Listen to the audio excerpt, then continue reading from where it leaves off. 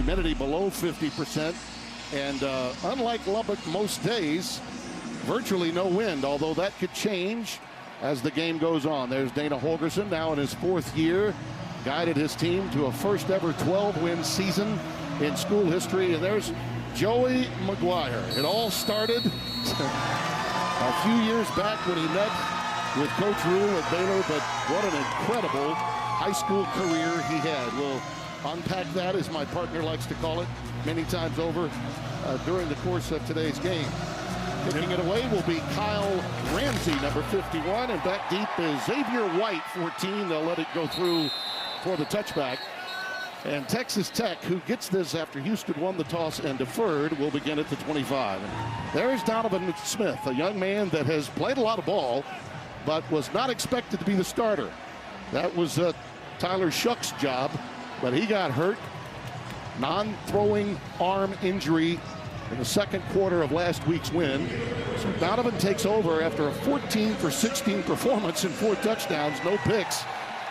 This is a tremendous athlete that can get it done in a lot of ways. And we visited with him yesterday, and what a tremendous leader he is. The son of a coach.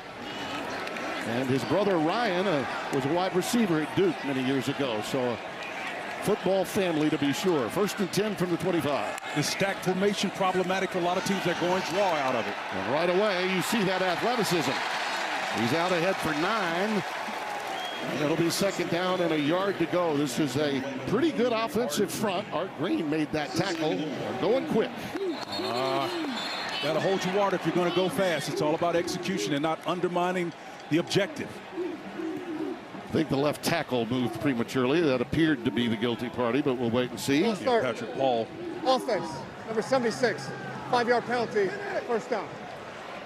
Rogers, the left tackle. That is our referee today, Luke Richmond. Our replay official is Michael Stevens. So 2nd down and 6 coming up.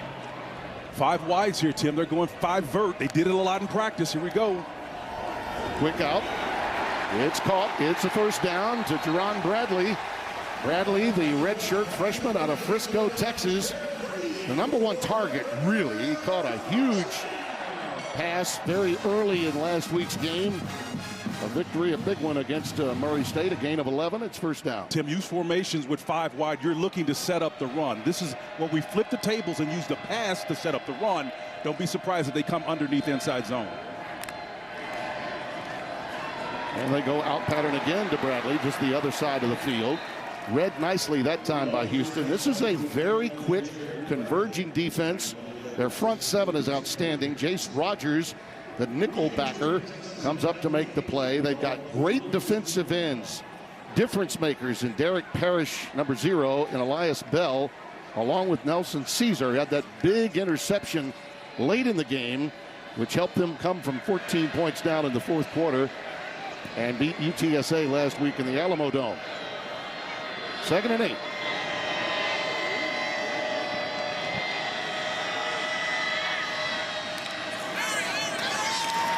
Out of the pocket, Smith's pass is beautiful. Right on time. Miles Price. Variation on that formation. It came out in that twin stack, but they motion strong to the left side, the wide side of the field, and you see where Donovan Smith shows off that big arm. He's got a big frame, 6'5", 230 pounds, and we saw that big arm manifest on that play. This guy is so smart, tailor-made for the situation that he's in.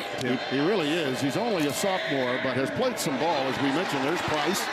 Quick hitch. He gets it inside the Houston 40, down to the 37-yard line, we'll call it. And the stop was made by Javarius Owens and Donovan Newtown. 2nd down and 3, the ball on the 37-yard line. Again, Smith looking long. There'll be a flag. And it does come in. Sparkman, the intended receiver. Interference will be the call.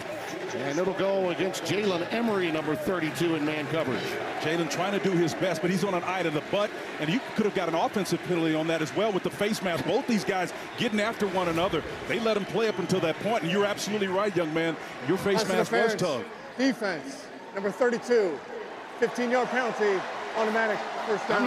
I'm not gonna deliver names, but let's just say we talk to coaches every week. And what's happening in the college game right now? You saw a ton of it in the Texas game earlier today with Alabama. And Alabama got called a few times, but not as often as they could have been called. I think the coaches have said yes and no to we're teaching our defenders to interfere until it's called. Well, when you can make contact past 5 yards, you almost invite that kind of mindset.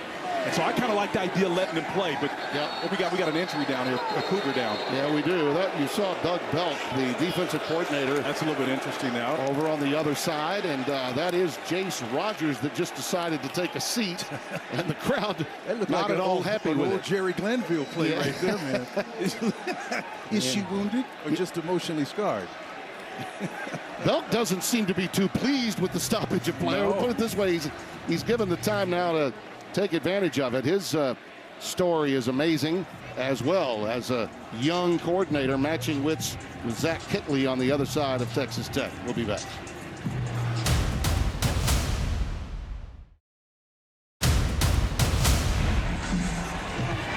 Middle top of your screen, right around the hash numbers there, you can see Jace Rogers, the defensive back, number 6, and he's a little bit confused, Tim.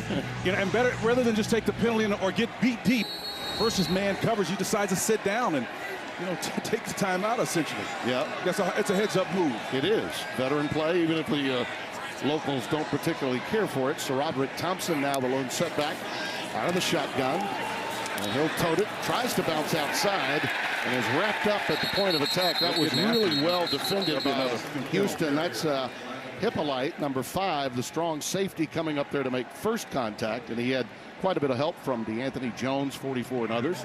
Loss of a yard. Doug Belk's defense is all over. Defense, number 24. Half the distance to the goal. Yeah, Malik Robinson. From the end of the run, so automatic first down. Yeah. Previous Hippolyte's there on the top, and coming around, that's Malik Robinson, number 24, the will linebacker, gets called for the infraction there. Something you can't do down here late. Heads-up play on the previous play of sitting down when you don't think you have the right coverage, and you come back and negate that with this call here. Belk now in his 4th season as the coordinator, and this one marvelous find by Dana Holgerson as his defensive coordinator. They like their tight ends down here, Tim. Smith looping it, incomplete. Fans want a flag, they're not going to get one. Tharp was in the general area. Robinson was in coverage, number 24, the man for whom guilty of that face mask a moment ago. Yeah, Tharp, he's got great height on him, Tim. He's almost 6'9". I mean, he's a tremendously long-rangey guy. And then the cup on the other side, 88. But Henry Teeter will get in there as well. So watch their tight ends down here. They love him. 2nd and 10. Quarterback draw. It's Donovan Smith, and he'll take it down to the 6-yard line. Robinson again making the stop, 24. Senior out of Snellville, Georgia, the will linebacker. What you're looking for is countenance, patience by your signal call. He comes in for an injured player who's had a career history of trouble staying healthy, Tim, and this is an opportunity for the guy. And I talked about tailor-made for the position. Yeah. This is not the first time he's been disappointed in Smith in not being named the starter. Taj Brooks now is in the backfield. Play fake. Rolling right into the corner. Great defense. And it is incomplete. Outstanding defense. He was going for Bradley in the back corner of the end zone, and outstanding coverage by Houston's defense. Alex Hogan, 19. That's the youngster that played here at Texas Tech before transferring over. Love that kid out of the Houston area. Lamar in particular, great high school, produces quality athletes, shows you his ability to sight that ball and play in front of it, clearly keeps his body away from the would-be receiver. Outstanding defense. This will be a 25-yard try for Trey Wolf, senior from Spring, Texas. Out of the hold of McNamara, and he puts it through. Joey McGuire's team strikes first. This feels like a Mike Leach offense, man. I haven't seen the running backs yet. Maybe once. Have we seen him yet? Once. We have one run. And so it's staying true to form, and he swore up and down that this is not our air raid. Well, one of the things about Kitley that he'd mentioned, to him it doesn't feel like an air raid. Yep. Well, there's Centennial champion again. Yeah, he is. Getting his debut. And by the way, that was a long time that Fearless Champion had that position for Yeah, I'm just glad it's a thoroughbred. It's going to be either quarter horse or thoroughbred, Ted.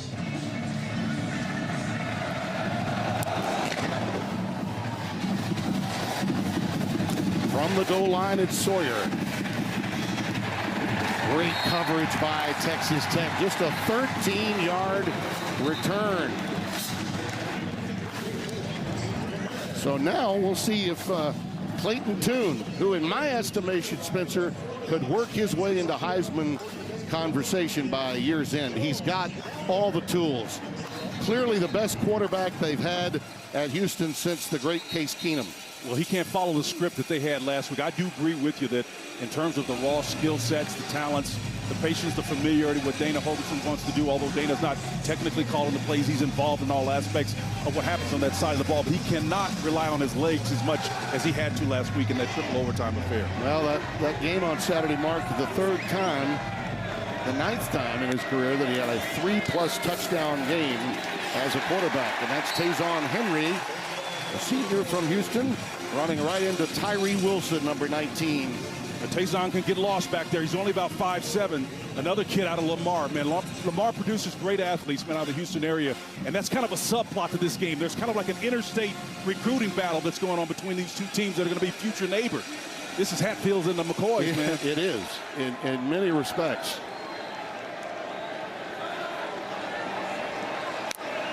Second down and 10. That pass is almost picked off. That was a blown assignment by the receiver. I think Golden was running a go pattern, and the anticipation of Clayton Tune was that was going to be a curl, and he threw it right into the defender's hands. Lucky it was not intercepted. He had some pressure too, coming off the edge. Tyree Wilson was right there, man. He's a big body guy. Got to understand, he's about 6'6", 275. He's dangerous. That was Malik Dunlap, 24, that had the opportunity. 3rd and 10. Go with the screen. That's Henry again. He gets past the 20 to the 22. Stopped by Muddy Waters. Marquise. Don't call me Marquise, call me Muddy. Down and dirty, stops him a yard shy, and a punt formation coming up. One of the active defenders on this defense, man. They do things really well. One of the things that Dana Holgorsen appreciates is good defense. He's known as kind of like an offensive guru, to be sure, but he understands. He told us yesterday that he's in both rooms. He's mindful of what the opponent's doing on the other side. Made that determination 10 games into last season. Shannon Dawson, a guy that played for him and coached under him, he believes can be an elite play caller. Wilkins to punt it away off the side of the foot and a bit low. Does get a good Houston bounce. Wow, does it ever. That's going to be a beautiful punt statistically. Not necessarily the best of Lane's career. He does have a longest of 56.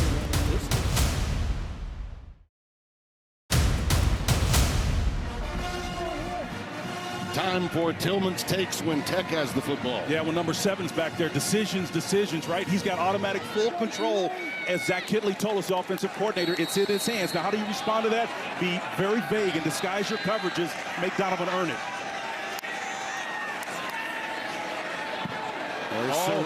So Roderick Thompson, that ball seemed to be thrown. I thought that was perhaps backwards. Yeah, it was very close.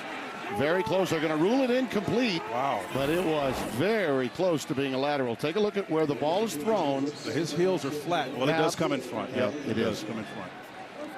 Right down the line, you can tell it was a pass. But boy, oh boy, from our vantage point, it was close. Yeah, and typically a back is going to gain ground in rare situations. So when he dropped back 2, I could have sworn that ball was going to be a lateral. 2nd down and 10. Donovan dumps it underneath. Well read by Houston defensively. I mean, Sir Roderick got it, and he was met quickly by DeAnthony Jones, 44. He'll come in from time to time for Derek Parrish. One of the things Doug Belk will do is he'll bring in 3 different guys at every position in his front 7. Yep, that defensive transfer comes in and helps spell them. Again, it's a little warm here today in the plains of Texas, and sweltering heat out here, man. You're going to need a lot of bodies. That guy right there is about as sharp as it comes. Young, promising career for Doug Belk. Third down and 12. I think the cadence may have gotten to Houston that time. Premature movement by Jones, 44. Coming across. Appeared to be offsides, but we'll wait.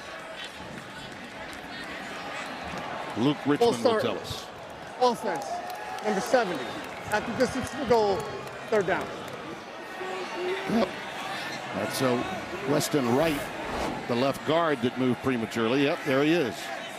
Excellent call again by the official. There's the cat and mouse game that's going on between Kitley and Belt, two young, soon-to-be head coaches.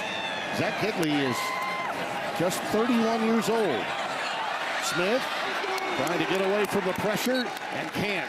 Hauled down from behind at the 8 by Derek Parrish, who plays with unbelievable leverage. Named to the All-American Athletic Conference second team in 21. Plays at about 240 pounds. He is stout. Just north of me, up in Pearland. He's a tremendous athlete, Tim. I love his skill set.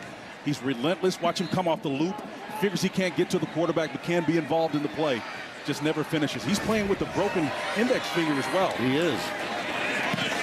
Good cast on that hand. Beautiful punt by McNamara. Taken in by Bell. There's Dell, the tank. He's on his way. Nathaniel Tank Dell all the way for the touchdown. Do we have a marker? Yeah, it may come back to him, but that's the marker down. That's the Dell difference right there. He routinely brings them back. Roughing the kicker. Defense. How about that? Number 14. A 15-yard penalty, an automatic first down. Give the football right back to Texas Tech. Taj Brooks. The helmets are coming off, Tim. There's a lot of popping down there. No, just to put an exclamation point, you got, Dell responsible for over 1,300 yards receiving. That's one of the most prolific years a receiver's ever had in the program's history. And again, he can affect you in so many different aspects of the game. Can't negate his performance with mistakes like that. Well, loss of a yard for Brooks. That run game that they hope to get going with the combination of Thompson and Brooks has been snuffed out by the Houston front seven so far. Pressure off the back end, and Donovan Smith is down. Off the edge one more time, it's Parrish. Telling you, this guy can get there quicker than a hiccup. He's one of the strongest players of the team. He'll power clean lift 425, and he only weighs 240. Yeah, just a great job of seeing where the pressure's coming from. A man-on-man opportunity out there. Patrick Paul can't really protect him. Just does a wonderful job of getting out there. Fifth negative play for Texas Tech so far today, and it's third down and 20. This is a ball-hawking Houston team that loves to get you in third and long situations, too. Takeaways, very similar to Texas Tech in their approach. Nothing doing for Smith. Wow. Nothing doing. And again, all kinds of pressure coming. That was Latrell Bankston, 56. And that's a guy that comes in behind Cedric Williams and Elias Bell at defensive end. Well, I tell you, Doug Belk is just marching them out here one after another, man. Foul. Unnecessary roughness. Defense, number 19. A 15-yard penalty. Wow. Automatic. Boy, they are shooting themselves in the foot with these penalties. That's twice they've had them stopped, and they also cost themselves a touchdown. Take a look at 19, Alex Hogan, the former Texas Tech Red Raider, is caught up. Now Yeah. he's being double teamed right there. He's got to be able to hold his patience here. Yeah. The last guy is always going to get caught. Well, Tech has only got 33 yards in 14 plays, but 2.4 yards per play. But with the help of the penalties, Houston, this is the first of the half. they've controlled the football Immediate timeout. more. Timeout. Dana Holgerson letting his guys have it.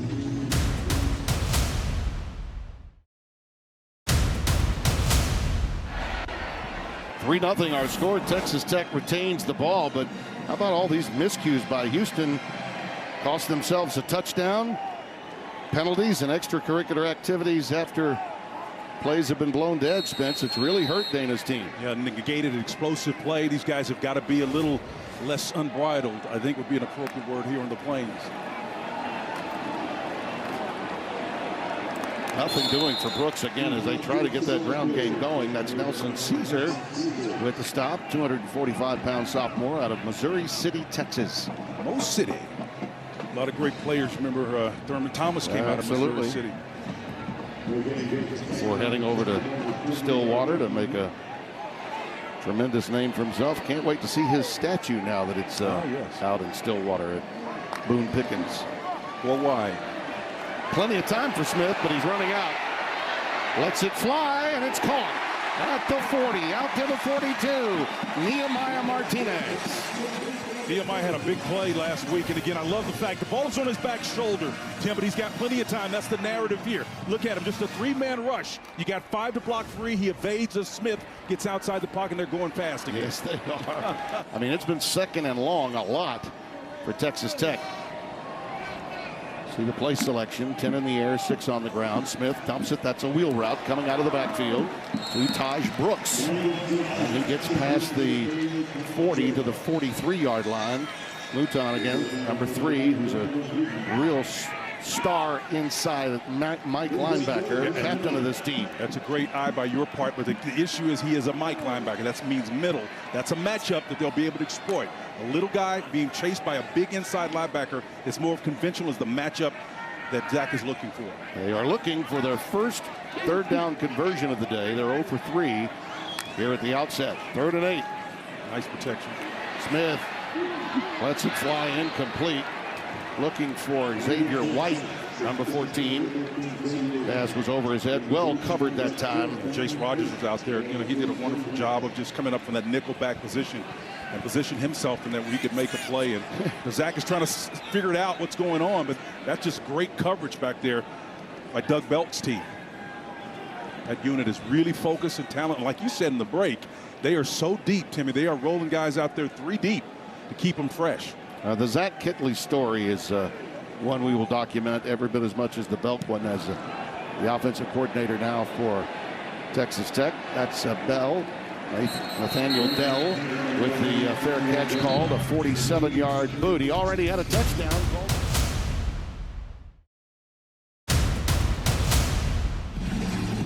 Spencer T., give me your takes when Houston's got the football. Well, it's kind of hard to do it when you've only had the ball for a minute and 44 seconds. Let's figure it out early. Body of work doesn't suggest that they've done that yet, but let's see.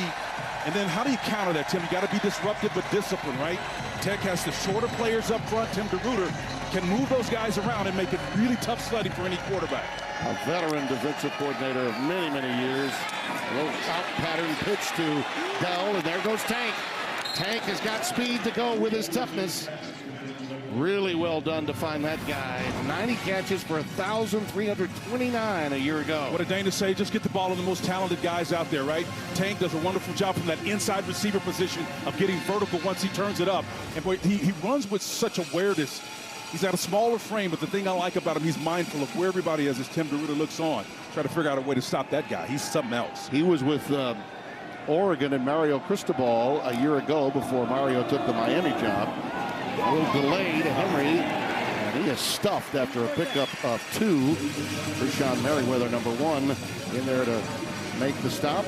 He ran into Big Tank Jenkins, a right guard, man, and but for that, he may have an opportunity to keep going. These guys got to be mindful. They slow things down just a little bit. What a career for DeRuyter when you think about it. And there's his counterpart, calling plays, Shannon Dawson, the offensive play caller for Dana Holgorsen on the other side. Changing the protection here. Let's see if they go to this. Nice. From the middle up, and there's Henry. Good time to call that. Ball's on the ground. Texas Tech is on it at the 50. It was stripped and then recovered by Dadrian Taylor-Demerson, number 25, the senior from Oklahoma City. And that's a shame, too, because you know what? Clayton Tune did a wonderful job of getting his back on the opposite side of it. Tayzon Henry got over there himself in time to set up the screen. Boy, he navigates extremely well. He just doesn't finish it off. The hack swipe coming in there. Just active awareness of where the ball is all the time. This guy's got to be mindful of that. Merriweather stripped him. Merriweather stripped him, and it was recovered by Taylor Demerson. Boy, penalties and now turnovers killing Houston. Total in the first quarter for either team. A lot of penalties and now turnover to go with it. A little change of direction by Taj Brooks, and he's hauled down from behind. You see the speed there, closing speed of Javarius Owens, number 2. And Javarius came to him all the way from his deep safety position for run force. What a brilliant play by that young man to have run force to his side and keep it minimal. Brooks comes in, 2nd and 7. Smith from the backside, ball is out. Texas Tech appears to have recovered. They were very fortunate to have that one recovered. The hit came from Parrish, and that's no surprise. And then on top of it is Brooks. Tim, you can see him coming off the edge here with that hand wrapped up in that black cast. Not afraid to club with it, though, right? Nice, tremendous effort of ripping and getting to the quarterback, making outstanding plays. Very fortunate that Brooks was where he was to recover that fumble. Loss of 7. 3rd and 20. Pressure coming. Smith's got to get rid of it. Throws into double coverage, almost picked off, looking for Bradley. That was Owens coming over, and he believes he should have had it. And it'll be another punt formation. Houston's defense, Doug Bump's defense, is coming loaded for bear with pressure against the sophomore quarterback from Las Vegas. They came again with pressure off the edge, and those guys were focused off the top. You can see the pressure come, ball just beyond the outstretched hands of the would-be receiver, but it's that pressure up front from this defensive unit that's forcing the issue. Let's see if they learned their lesson about making sure that Dell doesn't get a touch, as that ball is kicked out of bounds. Don't give the tank an opportunity at another touch. Another flag is down. Another flag is down at the 31-yard line. Well, there are those miscues we were talking about. We'll get the call in just a moment from our referee. So some frustration early on. During the return, holding, number 12 of the receiving team. 10-yard penalty, 1st down, Houston. And we can just add to that graphic after that. Another penalty will take Houston back. 5 penalties for 61 yards. And to me, that's more penalty yards than we've had yards. Yeah, and to me, Tim, this is really an extension of the slow start that they had last week. I mean, to me, the way I see it, not been able to get into a rhythm and run their offensive scheme, and it's spilling over on the defensive side of the ball into special teams as well. And this is something that Dana's got to get corrected, because the one hiccup they had on their schedule, or actually wasn't this one, but they need to be able to do what they did last year to get credibility. Because if they lose this one right here, there's always going to be an asterisk. They're going to Cincinnati them. That's what they're going to do. I got that. You got it? I got it. So. Campbell's in the backfield. Pressure. Toon comes out of there with it. Dumps it off to Campbell. And Brandon Campbell, former USC running back, then transferred out. Gets it just shy of the 30-yard line to the 29, a gain of 15. Yeah, he was running more like Earl Campbell, who wore that number 20 back in the day for University of Texas. The way he finished that ball, Tim, they're going fast, but I love and appreciate those kind of runs. Campbell again negotiates ahead to the 33. To your point, though, this is as good an opponent non-conference as Houston has remaining. And, you know, Coach Peterson made that point prior to our coming on the air, and Campbell is coming out of the game. But look, they're going to be favored in every game. They do not have to play either Cincinnati or UCF in their conference slate. So they wouldn't match up against either of those teams unless they made it to the American Conference Championship. And that's a question I asked Dana the other day. Hopefully we get a chance to talk about that. Yep. I don't think he really appreciated what I was suggesting to him. 2nd down and 5. Toon just threw that one away. Cody Jackson, the intended receiver, was well covered. When you had Cincinnati's schedule, a game against a Big Ten opponent, Indiana, a year ago, beat them, then a week off, prepare for, and then beat Notre Dame at Notre Dame. They rode that all the way in to the playoff and needed help to get there from both Baylor and Oklahoma State eventually. Yeah, but this Houston team could get a New Year's Six bowl, though, if they win out. Yeah, but if they look ugly, Tim, I'm telling you, people have deep, long memories. Sure they do. They will go back and say, we didn't play well against this team. Right. Didn't play well against this team. Especially when you're a group of 5. That's it. Stacy Sneed is now in at running back. Toone's pass is caught. Nice. There's the tank. It's Nathaniel Dell, and the tank gets it past the 45 to the 46. And a first down. He's stopped by Rashad Williams. Toone got rid of that ball with people all in his face for that 12-yard gain. It was a nice job of him navigating that pressure, and despite it, delivered a strike. Well, we've come to the end of the first quarter. A lot of activity without.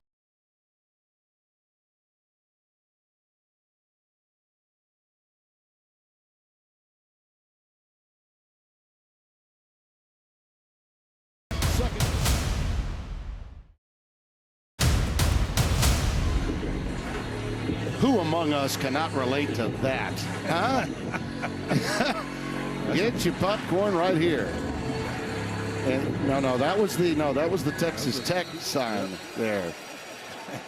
I don't know that he went with the horns down. We can't throw the kid out, can we? I don't think we can. 3-0 as we open the second quarter. Tim Brando, Spencer Tillman here on FS1. Houston with their first third down conversion, and Clayton Tune going to work. Oh, that's a drop that you can't have. Campbell had it, lost it, did get popped pretty good. Yeah, and that's unfortunate because I think he's their best option right now, just in terms of the way he was running the football. But with Dana, you start dropping balls like that in the throw game. Boy, I tell you, that puts a bad taste in his mouth real quickly. Kosai Eldridge, number 6 there, gave him a nice hit, the will linebacker. Second down and 10 coming up. But, Tim, I do love the way Campbell's put together, man. He seems to me to be their best running option. Making his 32nd start at center is Jack Freeman. And here goes Campbell again. Back up to about the 49-yard line. Krishan Merriweather with the stop after a gain of 2. You know, he spent some years at Garden City Community College in Kansas where he led them in tackling. Nice isolation play here. He waits to get upfield. And what you really want to do, if you're Patrick Paul and those guys who are up front, is to let that outside pressure come up because you're running draw, right? You want those guys to get upfield so it creates those natural wide lanes. Third down and 7. Yeah, he's passionate. Love that kid. That's the tank in motion. Trips to the near field, Timmy. Let's see. That pass should have been intercepted. Absolutely should have been picked by Rashad Williams. Hit him right between the 0.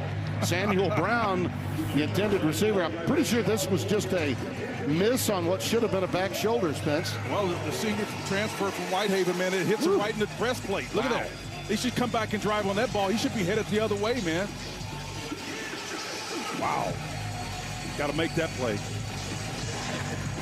Yeah, he knows it too. Yeah, he does. Adrian Fry, who's now in his 6th year at Texas Tech, awaits the punt of Lane Wilkins. High. Nice job. Oh, and a wonderful Nice job along the 1-yard line. How about that? 50 yards, an incredible boot, and it's Sawyer again. Peyton Sawyer, the reserve wideout. Just able to hold on to it. That's why you make the hands team right there, pal. Whoa. And so Donovan Smith, who's really struggled. Houston's defense, their front 7, has really gotten after him today. Zach Kitley will have to exercise all that creativity, Spencer, that he's got in his arsenal here as offensive coordinator. And his quarterback is going to have to be smart and make wise decisions. Looking for Sir Roderick Thompson to pop out. There's just been no room up there between the tackles. This is an accomplished running back, senior from Irving, Texas. Malik Robinson and Nelson Caesar collaborate this time. Yeah, edge pressure does it the number here. Again, when you're trying to run inside zone like that, Tim, there's a bit of a delay, and that edge rusher's coming off unabated. It's really tough. 22 plays, 39 yards. That's 1.8 per play. And that pass is incomplete, and the rush got to him. Bradley, the intended receiver, but the pass was thrown wide and low. 3rd and 10. Ball's coming off the edge again, Tim, up top. The set, the fake. You really can't have a fake. If you're the running back, you need to go exactly where that edge rusher is coming from. Don't spend time trying to fake the ball. You need to protect the quarterback when you're backed up like this. Right now, Derek Parrish is having his way. Number 0 for Houston. And they move him around from one side to the other. Smith unloading it deep on a streak route, and it was there for Loic Fungi, number 19. That was about as good a throw as you can have. Only your receiver was going to have a chance at it, and Spencer. Yeah, I love the way Antonio Brooks came over there again from that bandit safety position. You're running man for man. You got him in your hip pocket, but you know you got help over the middle. That's a good throw. I love the concept. I love the throw. I mean, gutsy throw to make backed up in your own end zone, man. But that just goes to show you, Zach says he's got confidence in this. And one of the reasons why his number one won the job is because of his smarts, being able to make good decisions down there. But that was a gutsy call. McNamara with the boot. Great room here for the tank. Oh, doctor. Nathaniel Dell. Call me the tank. And he takes it inside the 20. Ushered out at about the 18-yard line. He had all kinds of room. 52-yard boot. A 36-yard return, and this baby was wide open for him. He's like an ICBM, an intercontinental ballistic missile. Watch this guy get on track and target and get upfield, and then watch him bounce to the outside and read his block like a running back does in the middle of the field. Smart to get out of bounds because he knows he's giving up 30 pounds to the guy that's staring him in the eyeballs. I love this kid. Quicker than a hiccup. Yeah, another one of those Spencerisms as they take over in the red zone. They know how important this game is, and Joey McGuire knows how big it is for him too, and understandably so.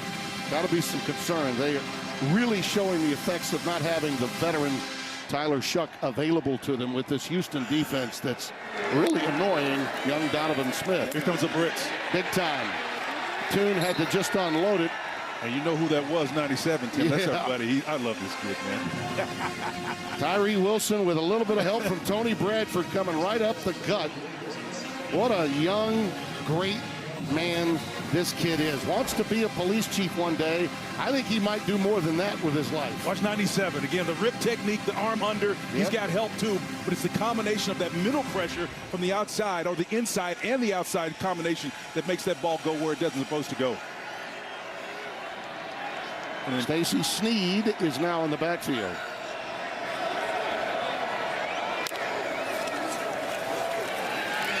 For the corner. Overthrown. Incomplete. Looking for Sawyer again. Peyton Sawyer would love to polish off this drive after what he had to do to put Texas Tech on the doorstep of their end zone. 3rd down and 10 coming up. Yeah, Marquise Waters defending back there from that star position. I love the fact that you can put a guy in a hybrid role that may be a quasi linebacker, but he's got a little safety in him as well. They can run and chase. It's really tough to figure out the matchups that way. Well, do you bring your linebackers again here, Spencer? You can, because of the way they're built. You know, these guys are interchangeable parts, man. They are truly hybrids on this back end. Pressure can come from anywhere, anytime, Tim. They can single high safety. This is a perfect formation for pressure. Toon with time. Crossing route caught by Golden inside the 10 and down to the 9. 1st and goal. Tim, this is a basic, what we call mesh concept. When you got receivers crisscrossing in the middle of the field, excellent play because it creates natural rubs. Wonderful job of those guys making the natural pick. We're going to call it what it is. Yeah. That's what made that play come open. Watch the switch route. The underneath the crossing is what creates the natural pick. And Spencer, they did bring Merriweather on the blitz. No question. The Mike linebacker came, and Toon made them pay. But the mesh concept is the blitz beater. It also beats zone, too, if you got smart receivers. 1st and goal.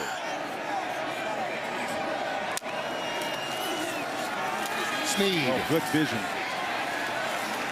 And that scrum will end at about the 7.5. That doesn't look like much, Tim, but I love the fact that he's actually reading where he's supposed to go. Yards are going to come at a premium down here anyway, but you want to know that whoever you give the ball to is going to get the most that you possibly can so as to attract defensive attention. That's why these 4 wide concepts become very, very powerful down here, because you get the defense mindful that they got to stop the run. Big splits up here. Deshaun Henry, number 4, is coming to the backfield. Double tight end look for Houston. They go heavy. Just a 3-man rush. Toon, he can run. Lets it throw. End zone incomplete. The tank had it. Pass was thrown a bit behind him, but Texas Tech got physical in the secondary too, and that helped jar the ball loose. 3rd and goal. With a couple of Red Raiders back there on the back end, Tim, that made it really difficult for him. And again, I think Kershawn Merriweather was back there as well, number 1. That was 25 Taylor and 26 Demerson. was there. Taylor There were Demerson several knocked of it them in away. the back there. Look at that play by Taylor Demerson. Right, he just got his arm in there, Spence. Beautiful play. He's got that plus a fumble recovery on it. 3rd down and goal, and the timeout will be taken by Houston. They're going to talk about it here. Trailing by 3. You know, he's a cooler head coach now that he's given up play calling.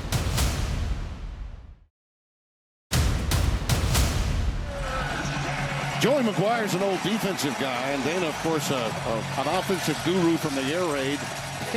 Both are frustrated right now, but you got to give credit to their defensive coordinators who are doing a bang-up job here early on. If you had the over in this game, you're in trouble. Third and goal. Tune flushed again. Needs some help, and it's thrown away. I mean, these secondary, Spencer, the back ends of these two defenses are playing fantastic football. And they're playing safe, too, because Kershawn Merriweather, number 1, the Mike linebacker, comes down. He's that outlet guy that's going to help when the quarterback flushes himself out. Watch number 1 come down out of his position to make sure he stays in that hole. He's not going to beat him with your leg like he did last week. Wonderful job. Man-man coverage is the opposite side now. Pressure man-to-man. Peek back inside to look at what the quarterback is doing. It's a sound defense, man. Nowhere to go. He was looking for Joseph Manjack, the USC transfer. Couldn't get it there. And Bubba Baxa boots it through from 25 yards out.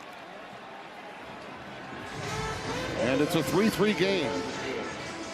Senior from Pasadena, Texas. Joey said, show me the defense. Indeed. You know, it's just, we touch so often on how the coaching fraternity is a tight one. It's a small business in so many ways.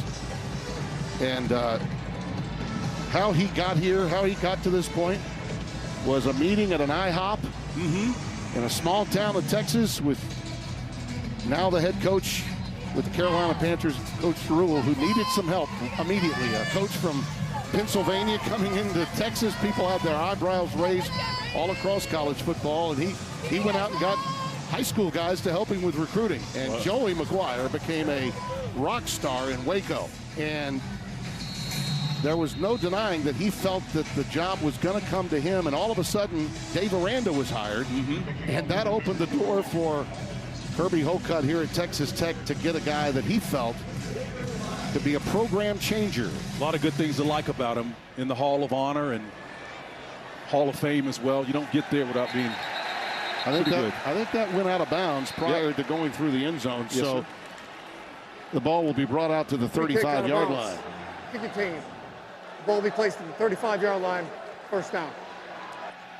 There's a little more on Joey. I touched on it. It was an IHOP right off I-35 in Hillsboro, Texas, back in 2016 when he met.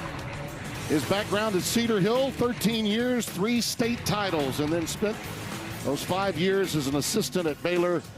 And prior to the Oklahoma State game in November here, when Sonny Cumbie had been named the interim coach, he came in and met with us, and you could just tell he's an effervescent personality. And he already has recruiting for 2023 rated in the top 20. They haven't had that kind of rating in years here. That's the grip he has on Texas high school football. Martinez takes it in and gets it out for a 1st down. Much needed, a gain of 11. And Parrish made the stop. Tim, just a closing thought on that inner game that's been played here. These two teams are going to be recruiting some of the top athletes in the state of Texas. And believe me, every success, every failure is magnified in this matchup today. Smith, again, flushed and in trouble. Lets it go late. It was intended for Sir Roderick Thompson, but the pressure from DeAnthony Jones, 44, but he got rid of it quickly enough. It's 2nd and 10, did not take the sack.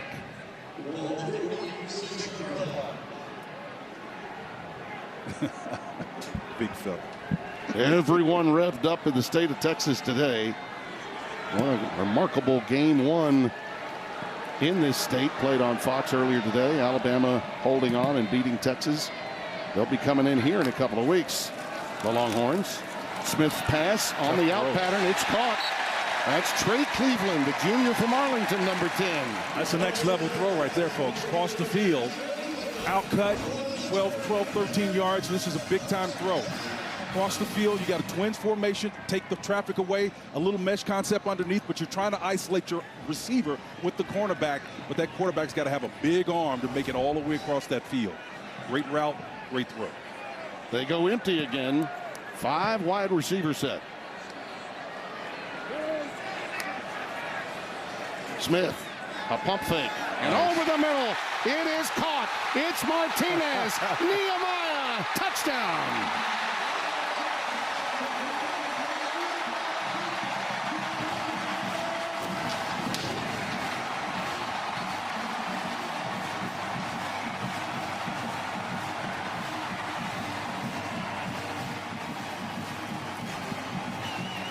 Well, there's your first explosive play of the day right there. Nehemiah trying to build a wall. The eyes looking him off, finds a little void in that zone defense. Does a nice job of enduring the hit and then gets mindful of where the traffic is around him. And I love how he got in the end zone, man. That's great football right there, Tim. Pitch and catch. The Houston Baptist junior transfer from Richardson, Texas. Gino Garcia will try the point after. Is that tapping that old HBU connection?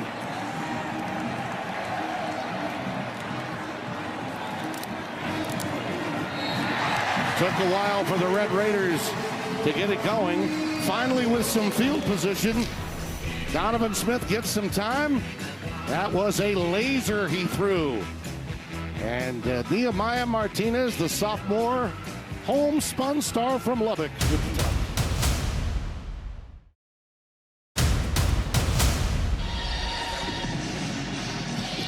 Do you get the feeling that the pump jack, once it gets rolling, so does the offense? Absolutely. By definition, the pump jack is a primer, Tim. And that's exactly what Nehemiah did. Got this offense primed and ready.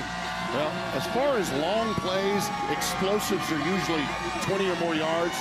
43-yard touchdown, by far the longest play for either team. Dell's 21-yard reception, the other big play of the game. And, of course, the punt return nullified by an unsportsmanlike. Get off my lawn. That's Henry in the backfield, a play fake to him.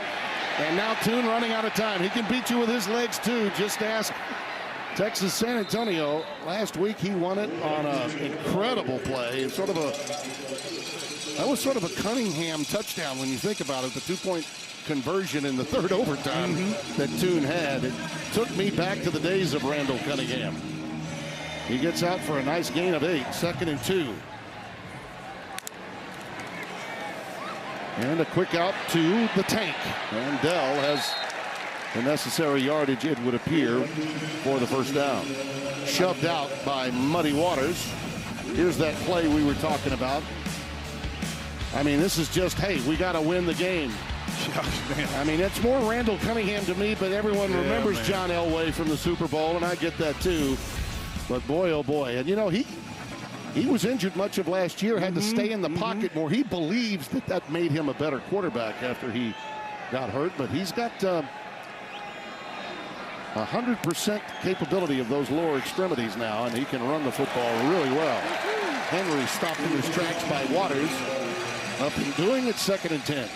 I'll tell you what, this defense is swarming for Coach DeRuiter. They're really active, Tim, aggressive, playing with great run fits. Last week they had one time on defense with a run fit, and that was in the first series where a player took a bad angle. But outside of that, they have been really solid defensively. I think the tank may be a little shook up.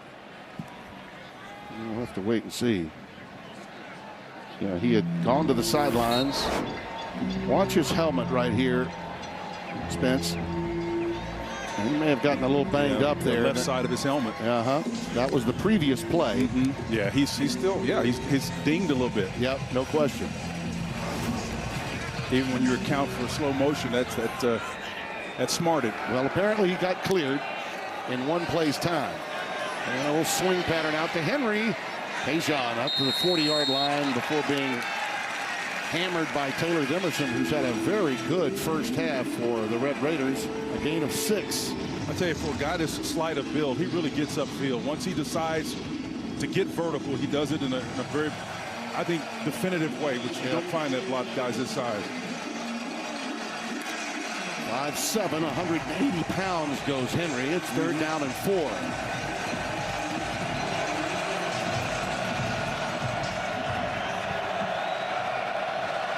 Two of 5 on 3rd down conversion opportunities. And again, the late check down to the tank. Dell will not get to the line to make. He's going to be 2 yards shy.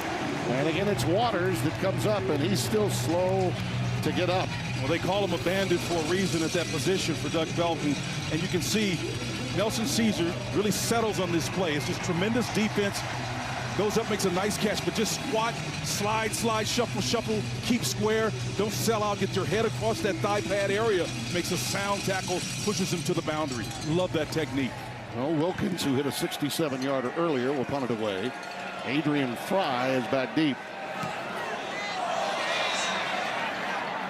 And he'll let this one bounce and call for the fair catch. And again, a healthy roll for Wilkins, who's having a quality day punting the football.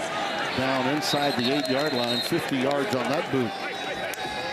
And Texas Tech had terrible field position because of just the special teams.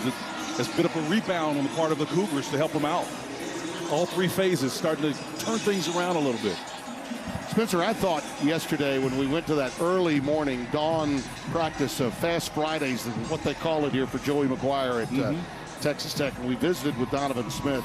Man, did he impress me. A guy that had not had the position as the starting quarterback, was disgusted really with the news, but he knew Tyler Shough had a lot of savvy and had played a lot of football, albeit injured much of his career. But his coaches and he even said, you know what? After 24 hours, I was good to go. Yep. And that's leadership. Here's Martinez again, clearly his favorite target. And to put the button on that thought, Tim, I love his response because he understands the value of process. He said he was going to reflect, rest, right, and then remind himself of what he needed to do to change the outcome. And that's really the only way you manage situations like that disappointment. You know, he earned MVP honors in the Liberty Bowl over Mississippi State. I mean, he felt like it was really going to be his job and that the competition had gone his way. 2nd down and 6. Nice. Little look in to the slot receiver again, Martinez. Stopped at the 15-yard line. You know, both of these teams are really controlling the football a lot more than you might think. Last year, Houston, by example, was 6th in the country in time of possession. Texas Tech knows how to dink and dunk, too. Timmy, there was a time not too long ago we'd be sitting here looking at these air raid, whatever you want to call them, vertical passing attacks, and would never attribute solid defense to the way they approach. Right. That's why they're potentially dangerous teams, because they play quality defense. Yeah, I love that thought you had yesterday. I think it was a tweet of yours. You said 2 teams that play quality defense with the so-called air raid era in play. And Smith on his own gets the first down. Flushed from the pocket, and Javarius Owens, number 2, the free safety, makes the tackle. It's enough for the first down. And Tim, the beautiful thing about it is that makes opponents play left-handed. Smith again just keeping the offensive players in front of the defense. Drake Cleveland with the reception, and Doug Belk's defense is giving up ground grudgingly in the air, although Texas Tech with the only touchdown in the last series. Pressure. Smith letting it fly towards the corner and back shoulder, incomplete for Bradley. Bradley would have had a chance to come back to that ball if he had sighted it a little bit earlier. Looked like he lost it. Yeah, I think the sun is on the far side of the field, but he had a chance if he would have located that ball. There was some pressure there. It affected it, but I like the fact that they attempted that to the wide side of the field to give him a large margin of error to be able to locate the ball. I think you're right. He was hurried late by guess who? Eric Parrish. 3rd down and 3.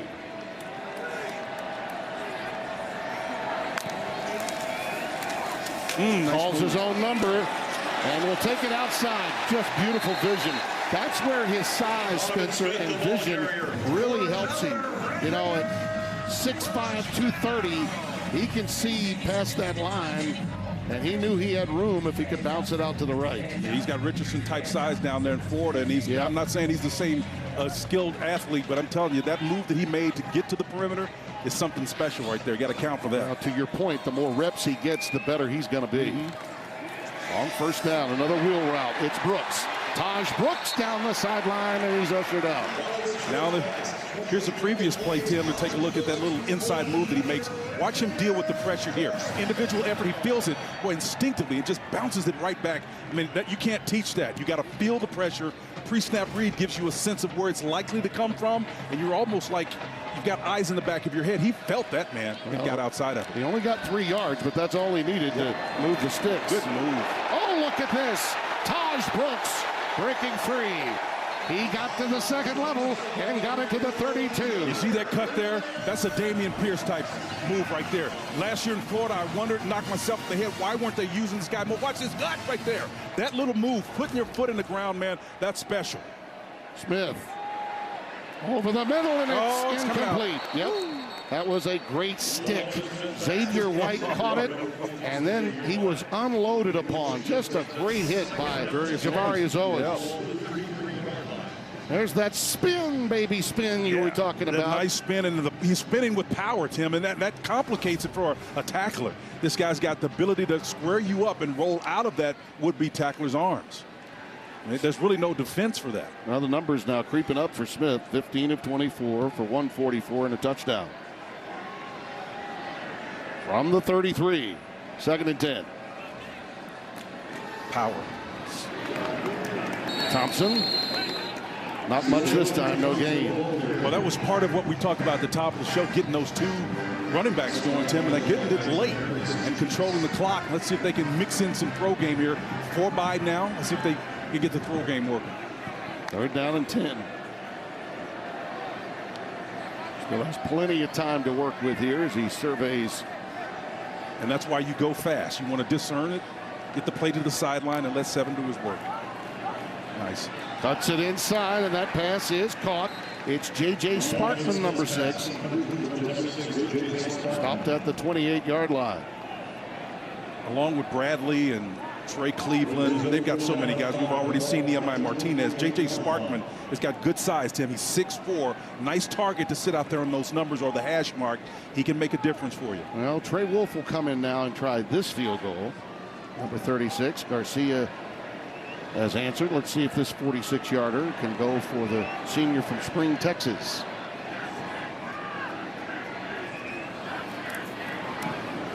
Hurry. Oh, it's pushed. But it is no good. Off to the right. So a win for Doug Belk's defense. And the score remains 10-3. It might have been a rough, last hour and a half to 2 hours or so for him. Here's Tune. And lately, he's been tuned up by this Texas Tech defense. That secondary, Spence, has been covering so well for Tim DeRuyter. Yeah. And they're getting pressure, too, from those linebackers. Well, he wanted to go to his tight end on that last play, but Jace Rogers, number 6, the nickel back, is the one that had him covered up. His eyes flash to that side, and then Tim DeRuyter, I mean, he's doing just an excellent job of matching up and stealing or robbing the routes that are tertiary, the 3rd and 2nd options for this offense. Not bad for a guy that used to sell medical supplies. Oh, yeah. Tim DeRuyter. Tune gets it into Campbell's hands again, and he's been outstanding. And the Southern California transfer gets them inside Texas Tech territory at the 38. I just love this squat build, the way he's put together, Tim. Watch him here. Does a nice job of presenting his numbers and getting upfield and being patient. He just looks like a good running back. This old school running back, about 5'11", 215 or so. Yeah, it reminds me of another guy that played that position. Look at this. Oh, nice. Incomplete. Manjack had a beat on it, but he ran out of real estate. That was the longest play, by the way, the one to Brooks, 35 yards, Spence. And this one was one that I think the quarterback would love to have back. Try to get him on a stop and go, and Malik Robinson, the wheel linebacker. I like the matchup. I like the idea of trying to do it, rather. Check that. That was Dunlap. That was defending. So Manjack will take a seat for a moment. And they just keep bringing in a myriad of wide receivers. They'll use about 8 of them before the afternoon is done. 2nd and 10. Campbell is back in the game in the backfield. Here comes that pressure up the gut. Tune dumps it out of there to Sawyer. And Peyton Sawyer, they're going to say that was incomplete. And so maybe he was out of bounds. So 3rd down and 10. Mass substitutions now as they're in a must-throw position here. Yep, he was out of bounds right there. Yep. Lost sight of where he was on the field. A rare mistake for him in this first half. He's played well. You know Holgorsen is looking for something big here before the half. Something. Well, I don't know. He's outmanned on that trip formation, so they have to move from that formation. They've got to get out of that. Because he's not going to make, yeah, that's good. Here's the move. They stay it on the ground with a defense that was showing pass.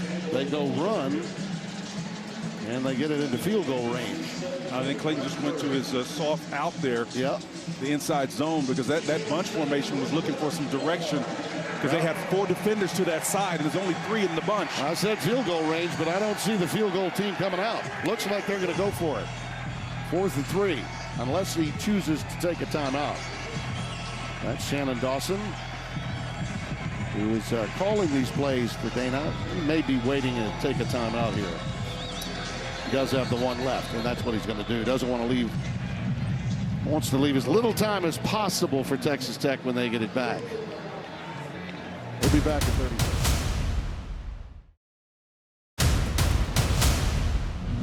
One thing about Holgorsen and his offensive coordinator Dawson, you can take a timeout, but that may be just because you want to make sure that this play that we've had in our hip pocket is going to be run the way we want it. They're going to go for it here. Well, I like the formation now because you got one less defender, and you still got your 3 guys to that side. I like this matchup. This is a single high safety. You got a chance to win on the front side now. Yeah. They were 68% a year ago, 16 of 24 on 4th down attempts. And the out is incomplete. It was intended for Tank Dell. Joey McGuire is ecstatic as his defense gets the stop on 4th down. I like the idea of trying to get the ball to my best player. I just don't like how they tried to get the ball to their best player. Formations can do a lot for you, but Tim, the out cut here on a drive route, just a little pivot, it's not enough. It's not going to get it happening. I think they were outnumbered on the last play. That's the reason why they got out of it and got the timeout. That was smart. Just don't like the fact that they try to go to the field side. Well, you know, Tim DeRuyter, you're wondering about the connection for him with Joey McGuire.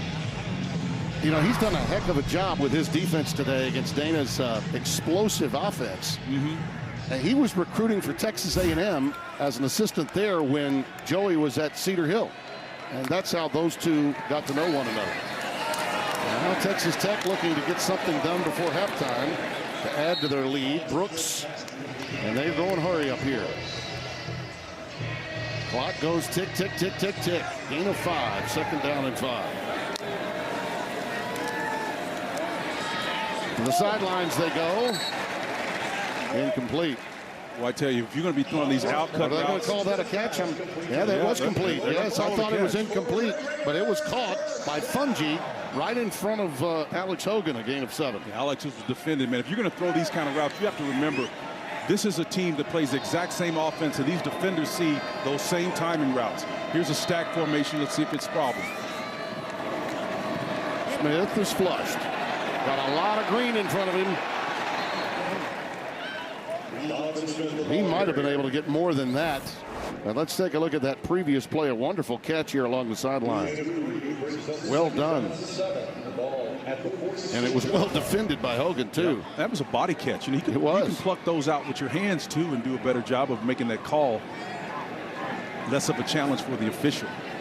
Fundamentals of the game. Go get it. Grab it with your hands. 2nd down and 7. White in motion. Smith looks Nice. crossing pattern. There it is. Miles Price. He's got room. Down the sideline. Miles and Miles and Miles.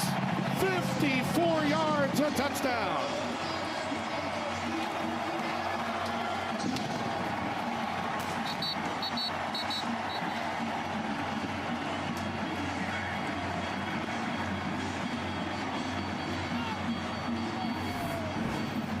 Tim, it's not often you'll see a 5'10" guy at the wide position, all 180 pounds of him, but watch him navigate the middle of the field right there. I mean, that's a perfect slot-type receiver move. And then watch him seat that ball properly and then navigate downfield, use his blocks, mindful of where his help is coming from, and the confidence and the strength to finish. Excellent execution. Spencer, there was some friendly fire in the secondary. The Cougars' defensive backs took themselves out of the play. Garcia will try for the extra point. But give Price a lot of credit. And a couple of touchdowns in 21, over 500 yards receiving. He got some big-time offers. Oklahoma State, Houston, a few others. And he made one of those teams that wanted him pay right here. And the lead is 14.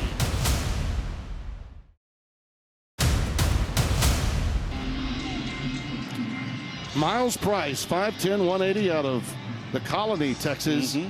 Boy, he was just tremendous a year ago and put on a show right there, going 54 yards. So it is those explosives, Spencer. And to a certain extent, I think Zach Hitley is getting what he wants after Houston gave him an indication of how they were going to play.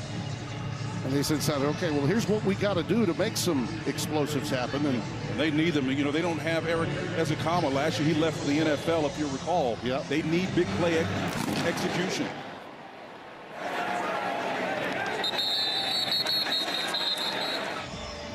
And remember when Bruce Feldman made mention of this on Zach Hitley?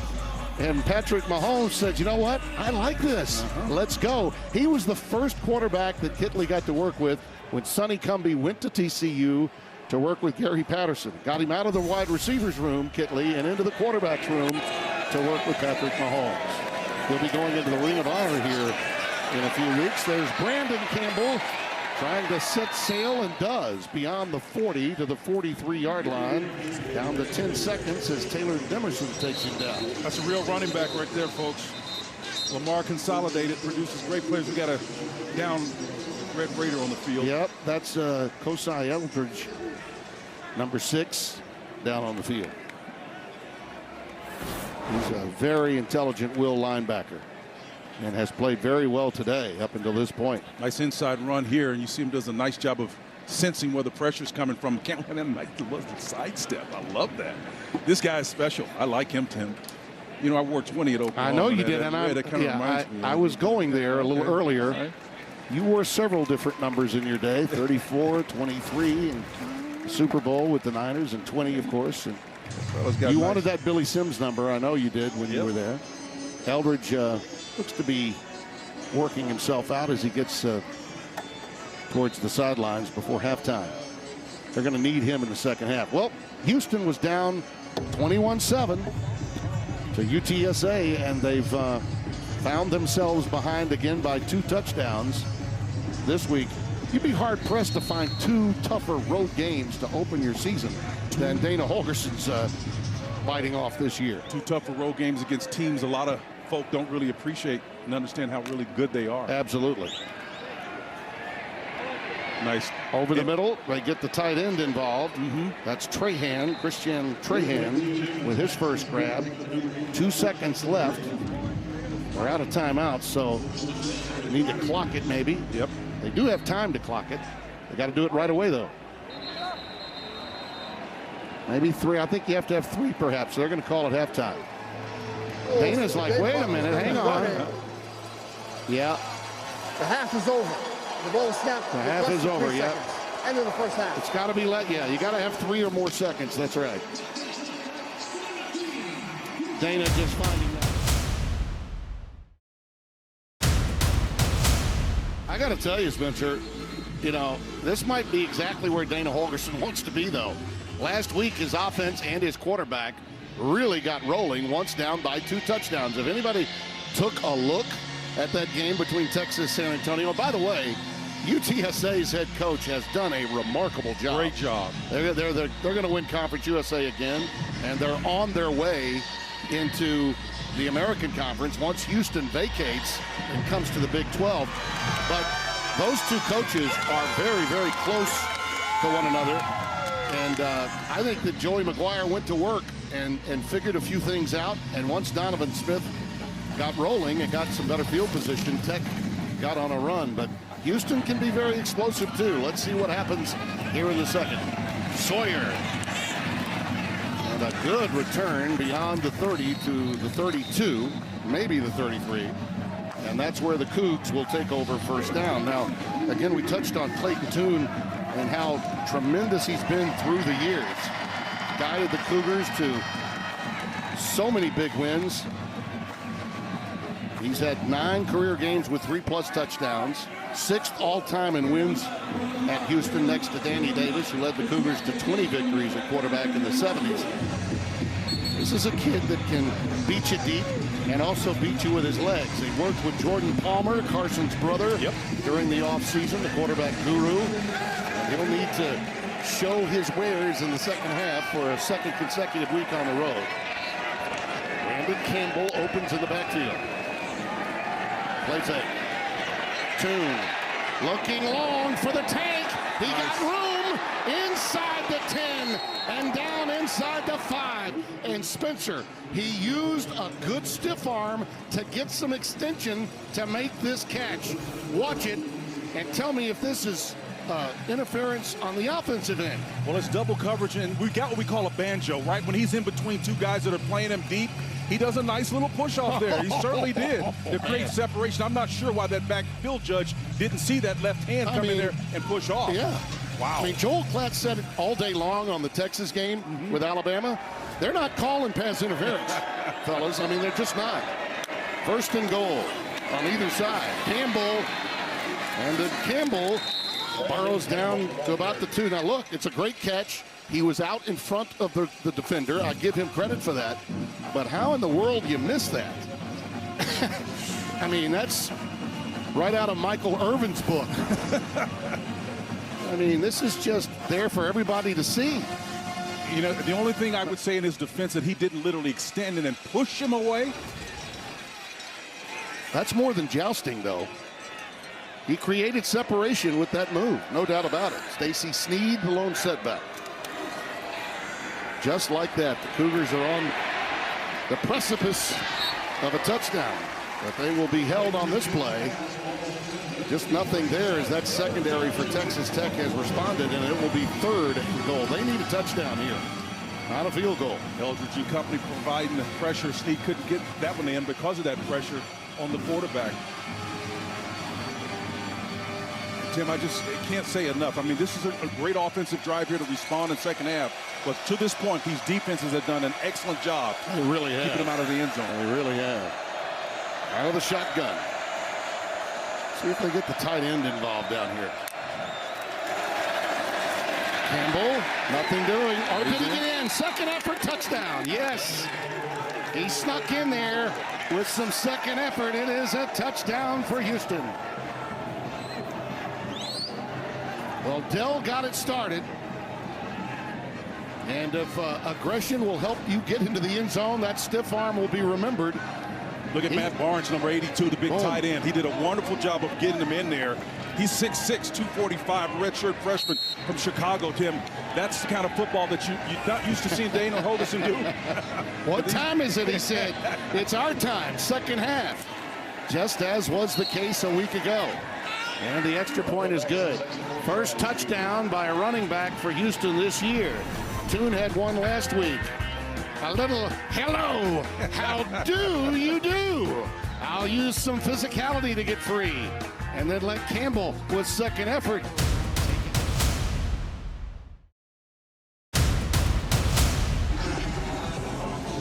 Now that's why they call him the Tank. He's strong. That's a slight build, but a very strong receiver. And Dana's in a much better frame of mind. Happy with Campbell, too, and why not? That kid's been playing well the entire game. Xavier White is back deep. And we'll let this one go back for a touchback. Now, Spencer, upon further review, you and I had a little spirited debate during the timeout as to whether this was just an extension or a slight push? Yeah, is the elbow extended after contact? See, I don't think he extends the elbow. I think there's contact, and I don't think he extends or separates himself from the player because of it. See, now, if his elbow would have been bent, yeah, and the extension of the elbow separates him from the player, that's an easy call. Okay. But this is, to me, that's how I saw it. All right, well. It wasn't egregious enough to make that call. That's the way I see it, partner. Yeah, and I saw it differently. I believe officials now, because they're concerned about the length of these games, are letting the jousting go to the nth degree, and they're allowing more jousting and more physicality, and as long as they're consistent, so be it. Brooks.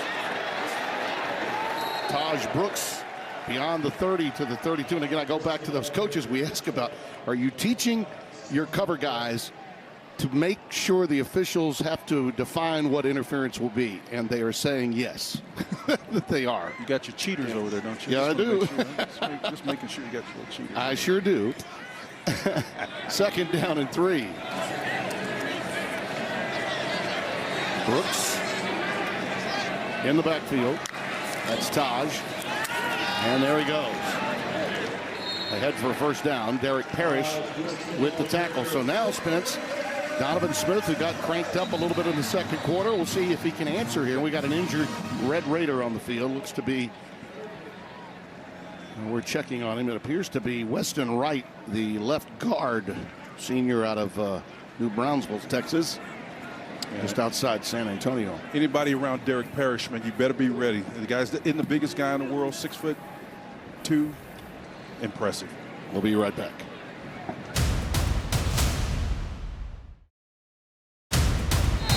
Redshirt freshman from Arlington now in the game, 75, Jacoby Jackson. And Taj Brooks, doctor, head for just about a yard, got hammered there by Parrish and company, and that was Owens also in there. By the way, what a huge win for Marshall today. Charlie Huff. Yep. He was a Joe Moorhead protege. Yep. Who was at Alabama running backs coach. Yeah, but it started at Penn State with Moorhead, and then he followed him to Mississippi State when Moorhead got that job, and then on to Alabama as an assistant coach. So much for that fine showing at Columbus for Notre Dame. And Fungi's got it again for a first down. Funny how those things work in college football, isn't it, Spencer? Maintaining yourself after an emotional loss. That Nick Saban tree expanding too. 13 yards on the pickup here. Fungi, junior from Midland, Texas. Donovan Smith has really been polished since the second quarter got underway. Oh, a little chicanery. They go right back to Miles Price. Well defended. I think he even dropped the ball momentarily, lost his footing. That was really well defended by Houston. No gain on the play on a flea flicker gone south. Yeah, Henry Teeter, the wide receiver, the tight end, was the guy 43. Probably could have got a block, a better block here, but I think there's just too much action going on with this. 43, watch him on the perimeter here. Yeah. Can't get the defender and just upends the play. That probably would have gotten at least 20 yards out of it. Jace Rogers with the tackle. So first time we've seen Kitley get a little cute. Second down and 10. Teeter in motion. Smith looping it. Only his receiver. That's Jerron Bradley. Well covered again. A very physical group, this secondary of Houston. Art Green in the coverage. Art's got great range. He's about 6'2", Timmy. And watch him use that on this particular way here. Yep. He doesn't even locate the ball, which he gets away with it, but they've got a great length on the corner for this Houston Cougar defense. Third down and 10. 2 out of 10 in third down conversions. The big play, the explosives, were the catalyst for Texas Tech offensively in the second quarter. Got man coverage down low. Let's see if they can beat that. Going to call his own number and run right into a lot of traffic. Cougars stuffed that play up the gut, and that man coverage you were talking about was outstanding. A loss of 2. And Texas Tech will punt it away. Zach Keeley is really calling some counter-intuitive plays right now. And again, there's a lot of thinking going on. There's no question about that, trying to outduel the opponent. We're used to seeing these teams looking like lit fuses, racing to the point to explode, but they've been picking their spots here today. McNamara will boot it away. The Raiders a little late getting all their guys out there. Clock is winding down on them to get rid of it. High, end over end. And the tank with a fair catch at the 10. 43 yards the boot. Just how much do you have in your tank? Tank? He's got the big play of the second half so far. Could be a sign of things to come. Just ask UTS.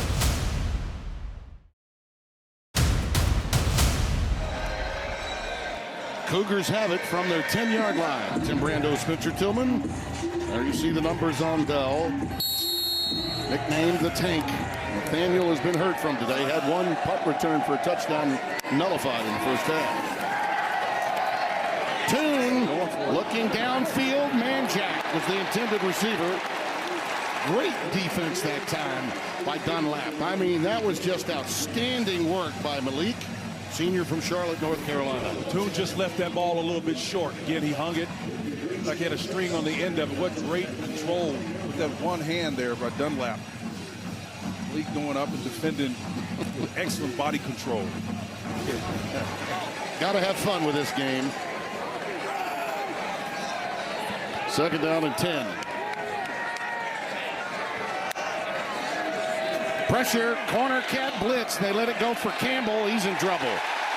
Run down way back at the 5-yard line by Philip Bleedy. The backup defensive tackle makes the play, a loss of 4. You know, that corner cat blitz, as you said, is coming from the field side, but it's also coming from a second level, right? And so you got to be able to see that Pearson is coming with enough depth that you got to recognize that as a quarterback. He just didn't get rid of it fast enough. Reggie Pearson, the senior from the Motor City, making that move. Now, see, here's where you got to really be careful. This is where those blitzes are likely to come if that safety cheats over. But they're going to roll out of it and go back to a cover 2. 3rd and 14.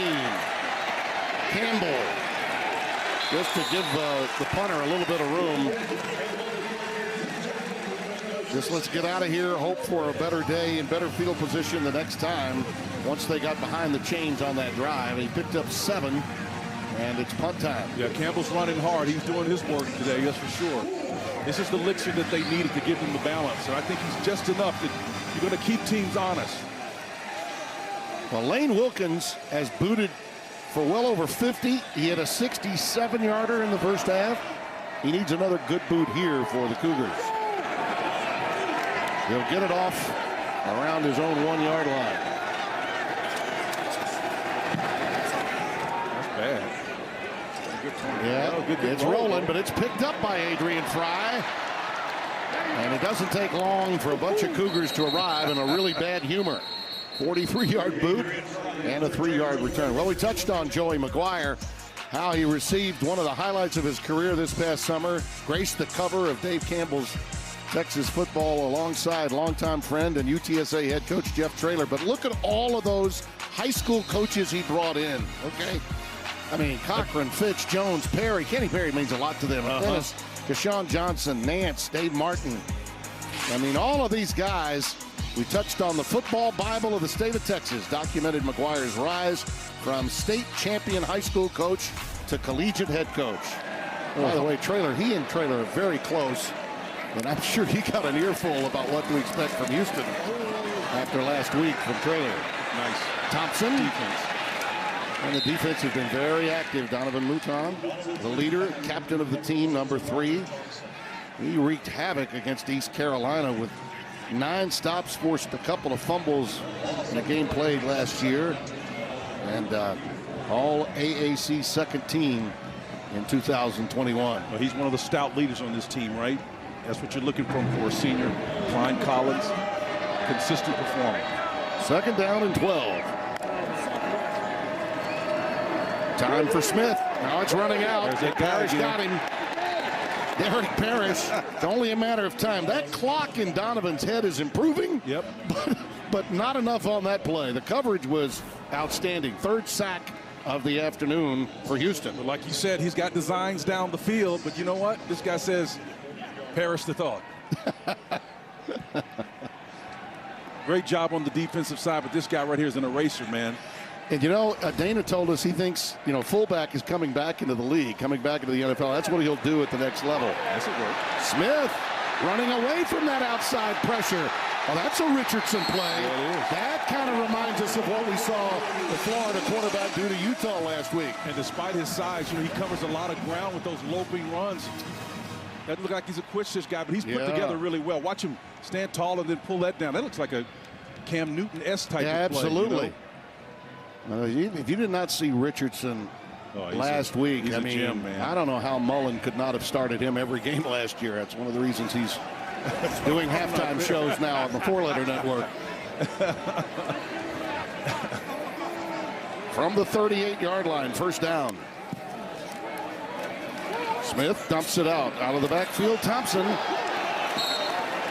And he's ushered out of bounds inside the 30. Now, Carter, you make a serious point, and that's one of the reasons why Damian Pierce has started for the Houston Texans now. Yeah. That was so much talent they had there that they didn't utilize in Florida last year. And I'm like, watching the 3 preseason games I saw Damian Pierce, I'm like, how did this guy not start? Absolutely. And there's so many examples of it. Well, think about Donovan Smith. The reason why he really lost the job after being the MVP of the Liberty Bowl last year was because Shuck is a grad student. He's really basically concentrating solely on football.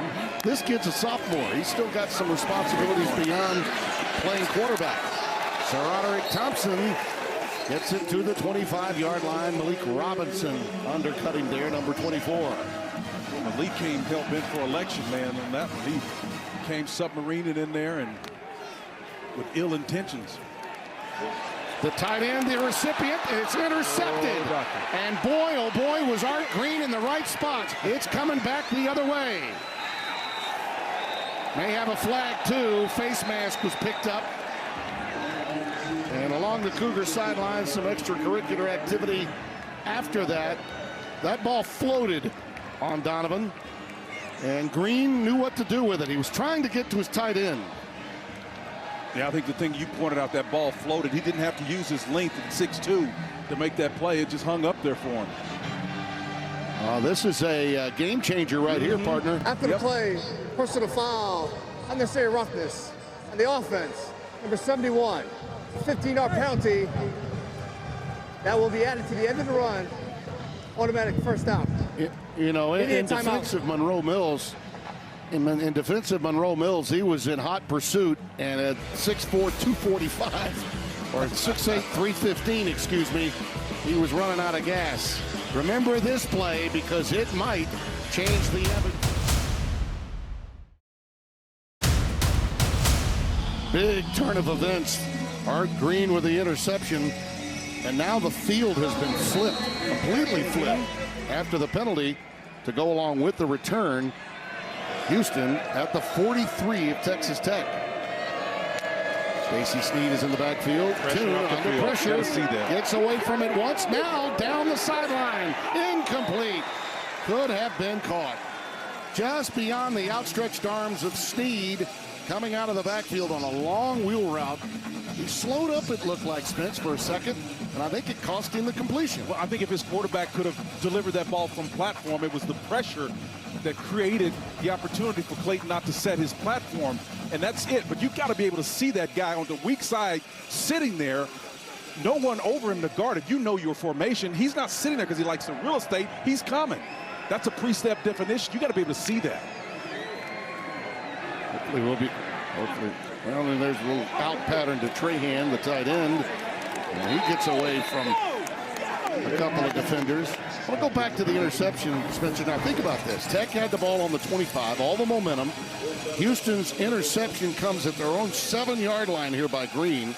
Okay, he returns at 35 yards, and then at the end, there's the late hit coming from Monroe Mills. Yeah, Monroe Mills, and that gives them 15 more yards. And now here they are inside the 35-yard line in a position to tie the game. We could be looking at potentially a 14-point swing here. Yeah, it's almost like they switched uniforms and, Texas Tech started committing these mistakes. Yeah, I mean, that was a good-looking drive Texas Tech had prior to the interception. Campbell again gets it down to the 20. That's an 8-yard gain. You're getting a little pushing and shoving going on down there. You got to down Texas Tech Well, they're getting some yardage now on the ground, this Houston team. And Spencer, it looks as though Shannon Dawson, who's calling these plays, along with Dana Holgorsen, has decided to ride Brandon Campbell a lot more in the backfield. And here's why. Yards after contact. I mean, he got knocked around behind the line of scrimmage that time and still made yardage. Bleedy brings him down. It's a pickup of 4. And they're not trying to hide it, too, with their tight ends. This is what we call a sift block, and it didn't even work well. But because number 20 is stout and built the way that he is, you know, what they're trying to do is bring that tight end across the formation to kick out that loose defender that's on the edge. But even if it's not going right now, University of Houston can do no wrong offensively. Campbell was a 4-star athlete coming out of high school. He fielded offers from Ohio State, Alabama, and Texas. He's showing his wares here. Here he goes on the delay. Great defense. Stop. And I tell you, in space, if that stop is not made where it is by Ramirez, 54, he may be in the end zone. There's another great player from the Houston area, George Ranch.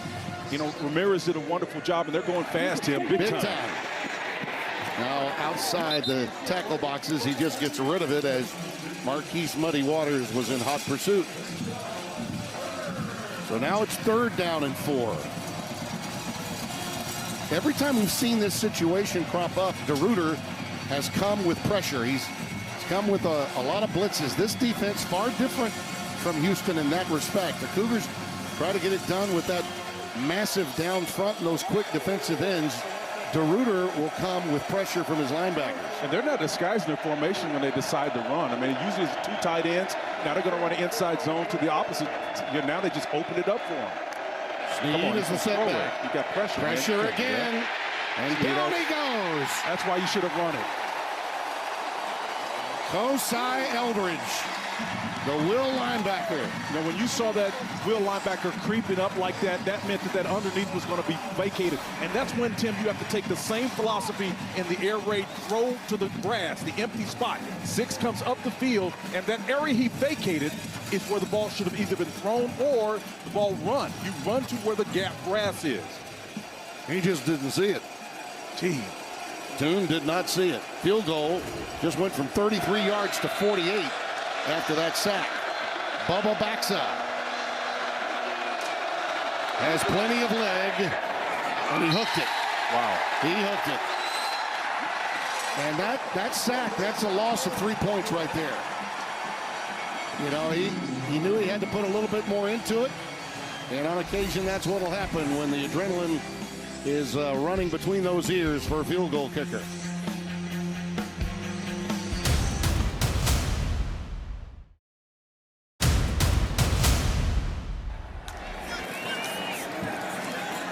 There's a quick out. Baylor Cup with his first reception. And he's knocked down hard. Oh, he's stumbling getting up after Javarius Owens laid the lumber. She touched him up a little bit. 2nd down and 4 coming after a 6-yard gain. Now, we talk about missed opportunities.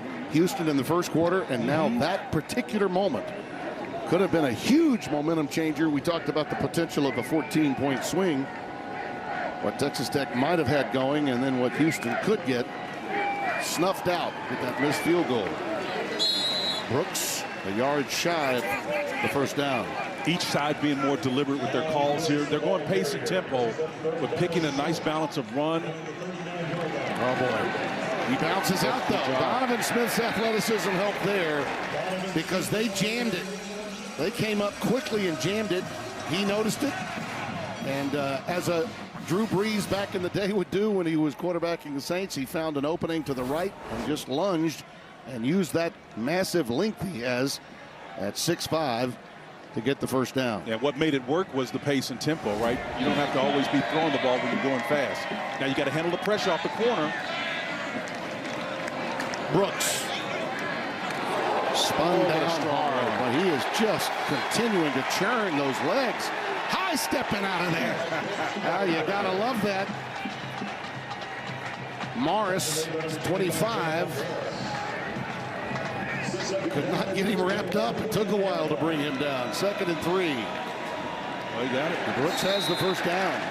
Well, between 28 and 4, Roger Thompson and Taj Brooks, number 28, they got a nice little tandem, man. These guys are average right around 8.4 and then 6.4 yards a carry. That's going to be appreciably less here because of this stout defense. Running with intentionality. Yes, sir. This one down the sidelines, incomplete. Again, running that pattern for Martinez, streaking down the sideline. I think he's become Donovan's favorite target today, whether he's running those shallow crosses or streaks down the sideline. He's looked to number 20 quite a bit today. Well, he hit that pass yesterday in practice, and again, that's not being contended for in practice the same way it is in real time in the game, but it's about timing. He had plenty of protection, just errant pass. I will say this, Doug Belk's defense has been outstanding for the most part today. They just had a few too many penalties, and their offense is bogged down. Oh, nice Look at that run by Sir Roderick. Yes, you are worthy of being called sir, that's for sure. Senior from Irving runs right into Antonio Brooks, the strong safety, number 20. Here's a little royal roll for you, Timmy. Nice little spin move right there. Nice job of making guys miss. Got the ball seated properly. You know I love a running back that puts the ball in the right hand. 3rd down and 5, and we've got a timeout. As we come to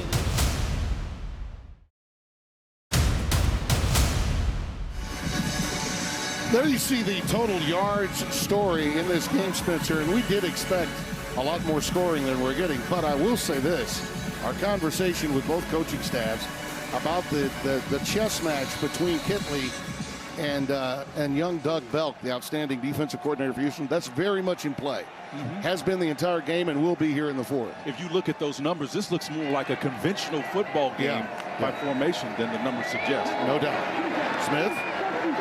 That was a planned run. He dropped the ball. It's out. The Cougars say they've got it. Smith dropped it as he was trying to get down to the turf. Cougars say they have got it. It's a huge call here after the Cougars blew an opportunity moments ago. It's going to be Texas Tech football. What a tremendous recovery. And I don't know if that was Donovan that got on top of it. Elias Bell will strip it right there. Now watch it. I think maybe Donovan got it. I think Donovan was able to get back on top of it, Tim, Spencer. I think it was actually Landon Peterson, number 72, who actually 72, his right. own guy pulled it out. His own guy pulled it out. But he got it right back. Landon Peterson, 72. You're right. Friendly fire. 4th down and 3. Big play. Smith. Oh, just tripped. Yes, he did. And a problem there, Tim, is you're trying to cut back to the opposite on your inside leg. Oh, boy. What a tough break for him. On that turf, he just slipped. Now, mechanics don't work for him. He's too tall to try to make that cut. Oh, he's heartbroken about it, and I don't blame him. When you're that tall, you need to come under control. And if you're going to plant, you plant that left foot and go back the opposite direction. Yeah. What an opportunity lost. Yeah, huge stop, and he's the first to... Watch him cross this left foot over. See, that Boom. foot right there. Yeah. You got to plant the right foot to the outside if you want to cut back. And he was the first to know that he had not gotten to the line to make. So even though he got on top of his fumble, cannot convert on 4th and 3 in good field position now for Clayton Tune, and we have not seen his A game today. He's got plenty of talent. 14 of 29 for 210. He can also beat you with his legs. We've not seen that be effective. Wow. Campbell wrapped up at the line of scrimmage. I mean, Tyree Wilson almost was able to take the handoff before Campbell. He was there so quickly. Well, part of it was because that get rolled to a single high safety. You can see him coming off the edge here, unblocked. They're going to try to sift the tight end out to the opposite side of it and don't block, and you can't do that with a guy that athletic. Yeah, he'll run right past you and swallow you up, man. He is that, a workhorse. 605 snaps he played last season. Led all FBS defensive linemen in that category. Came over from Texas A&M following his freshman year. Wide receiver screen to the tank, and Dell is hammered out of bounds. Texas Tech's Muddy Waters not fooled at all. Marquise over there in a flash. Gain of 1. Tight defense, hallmark of this type of scheme. It's a multiple defense Tim DeRuiter puts out there on the field. You trust these guys to play man, but they mix it up. Puts a lot on their plate. You see a possible double move here coming on a, let's take a shot, because you can't really get a drive so going. it's third down, you got a long considerable. So yeah, I see it, but you got to protect long enough, man. And they're giving you that single high safety look. That means pressure, Tim. You got to get rid of the ball. 3rd and 9. There it is. Over the top and intercepted. It's picked off. The ball floated. Reggie Pearson with the pilfer. One program's trash is another program's treasure. Not able to make it and get cleared medically from Wisconsin. Comes here, and all of a sudden they find a star. What a great play. Big time. Well, they smelled it too. They were going to go for a big one. Take a shot. Well, here's a return to sender.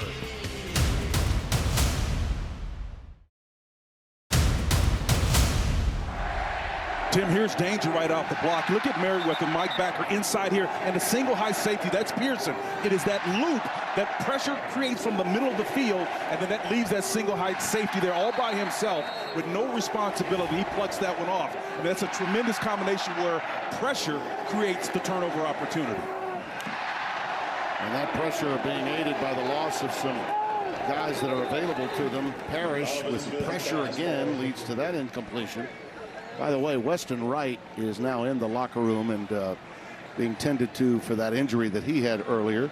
And Jacoby Jackson, 75, is in the game for him. So that offensive line of Texas Tech, which is improved, no question, it does take a bit of a hit. And this Houston down 7 has been outstanding, providing pressure today. Thompson is the setback on 2nd and 10. Slant picked off. It's intercepted. It's going to be taken to the house all the way for Jace Rogers.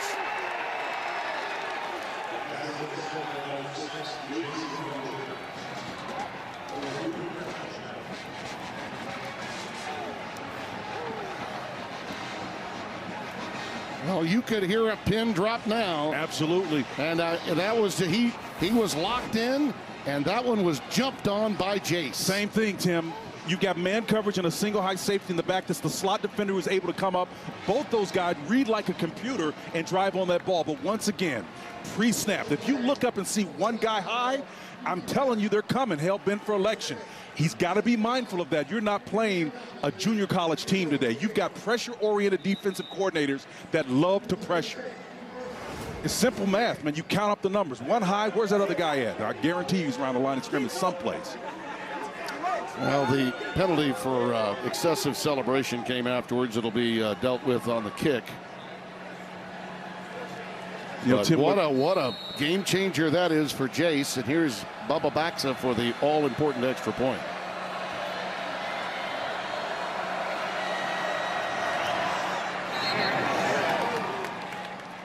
Tied at 17. Houston has always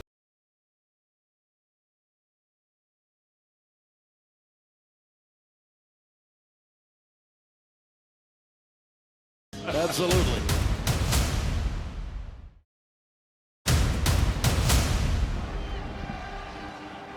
Both quarterbacks, leaders of their respective teams, have been burned with interceptions. This most recent one cost Texas Tech 6 points, and the game suddenly tied, Spencer. Yeah, pressure but discipline, and that's exactly what this Cougar back end did, Tim. They rolled late to a single high safety look, creating numbers around the ball. A little bit of a robber concept there. If you don't get a guy that passes your face, you're then free to jump the next route underneath. You had two Cougars in position to make that play. And Doug Belk, Mel Tucker protege, has got to be happy with his defense. Here's Nehemiah Martinez on the return. Oh, I like this. He's all the way up to the 35-yard line before being pushed back. Did we have a flag? I believe we may have. On that play, a late flag was thrown. Yep. And it's going to be significant, backing Texas Tech from what was their 35 to the point of the foul. It must have been a clip or block behind the back. They never told us. They never told us. Referee didn't say a word on the public address system. Ball is at the 10-yard line. Brooks the setback. Tough place for Donovan Smith to be in here. In trouble. and throws it away in the direction of Loic Fouonji. And it's 2nd and 10. If it ain't broke, don't fix it, Tim. They're still disguising it. Starting off with two safeties at the same level. Then when the ball is snapped, post, rolling into a single safety. All they're trying to do is confuse the initial read of the quarterback. 2nd down and 10. I mean, it's pin your ears back time now. You know Doug Belk is bringing the heat. 4-man rush is all that's needed. That pass is caught out to the 15, and look at Xavier White. Yep, that's a good 8 yards after the catch. That's a first down. That is a big, big first down. Great job of beating man coverage. If you're going to just rush 3 or possibly even 4, what's paramount? If you're going to play this coverage, you got to be able to tackle an open space. I think they may want to look to see if he stepped out. Well, let's see.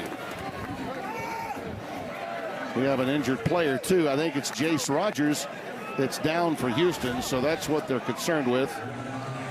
They are not taking a look at the play. He did not step out of bounds. It is a first down at the 21, but the concern now is for Rogers, who had the interception returned, the pick 6, to tie this game up just a few short moments ago.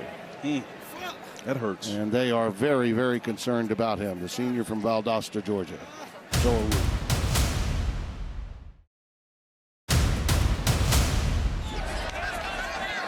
First and 10. That was a huge one to get, too. Smith's pass. That's a big league throw across the field to Jerron Bradley. Wow. And Man, that's such a tough throw, Timmy. Really is. And big league throw right there. Griffin, that was well, you can see again, play too. Well defended under pressure, but it's a rope. I mean, this guy puts it up there high. Brooks.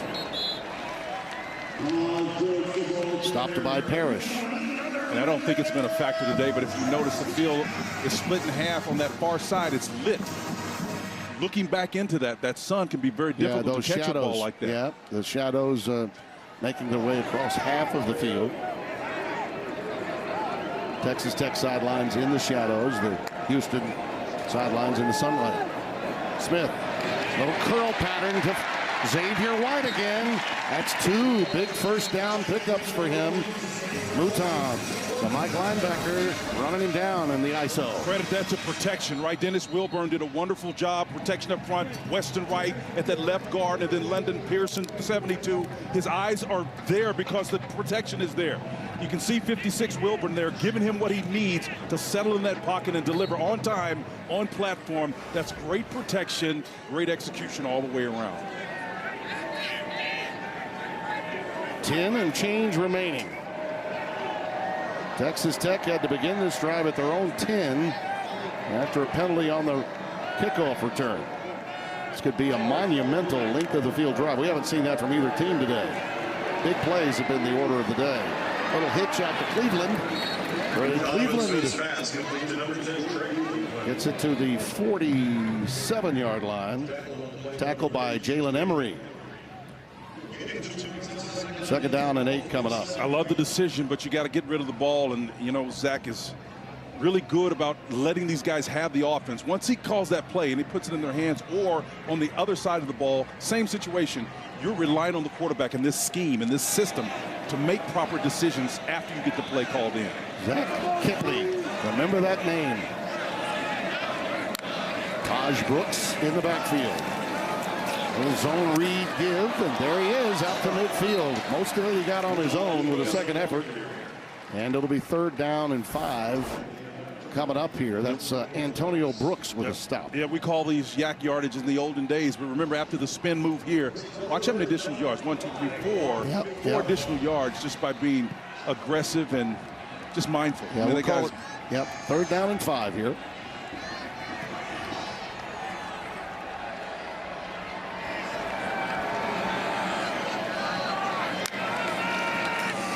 Here comes the heat off the edge, and there goes Taj Brooks up the gut. It's a first down. Good play call. Excellent play call. It's a down, Cougar down, but you're right, Tim. Excellent play call. They call the draw right into the teeth of the pressure. The pressure comes off the edge, and ran it right where they vacated the spot. Malik Robinson is the Cougar that's down. And we touched on Zach Kitley. You look at him along the sidelines, he's about 6'6", 6'7", probably weighs 130 when he's sopping wet. He never played football, by the way. Never played football. But his dad is an incredible track and field coach, and is the son of that coach who's been here and won many a national championship. Hall of Fame caliber. Yeah, he spent less than a year at Abilene Christian, where he was redshirted as a basketball player, but never played football. When Cumbie left to go to TCU to work with Meacham in Gary Patterson's offense, he got to work with quarterbacks. And there you see the timeline, a student assistant, then a grad assistant. Then he got the chance to go to Houston Baptist, where he hooked up with this guy named Zappi. Remember that quarterback? I think he's Bill Belichick's got him now, Bailey Zappi. And then it's off to New England for him. And now look, from 20 to 21, the differences that have been made. Bailey Zappi, when he was at Western Kentucky, they uprooted from Houston Baptist, which was a startup program in the Southland Conference, FCS level. Then he went on to Western Kentucky, made Zappi a Heisman contender. And then, of course, back here to work. Once Sonny Cumbie went to Louisiana Tech, the offensive coordinator job became available. This is a pass. This is going to be a halfback pass. It's incomplete. Miles Price was ready to unload it. I don't think that he shielded it too well, do you? Fungi was the intended receiver. And plus you had double coverage over the top. That was not going to be a good outcome either way, Tim. But I love stories like that, Spence. He's only 31 years of age, and Belk, who's been around himself, was able to bypass being a position coach for either Mel Tucker or Kirby Smart to be an offensive coordinator just like that. Texas Tech AD, Kirby Hocutt, was telling us he's got some mannerisms. Yes, he does. Of Cliff Kingsbury, you know, that little... Right. That pass incomplete for Xavier White. 3rd down and 10.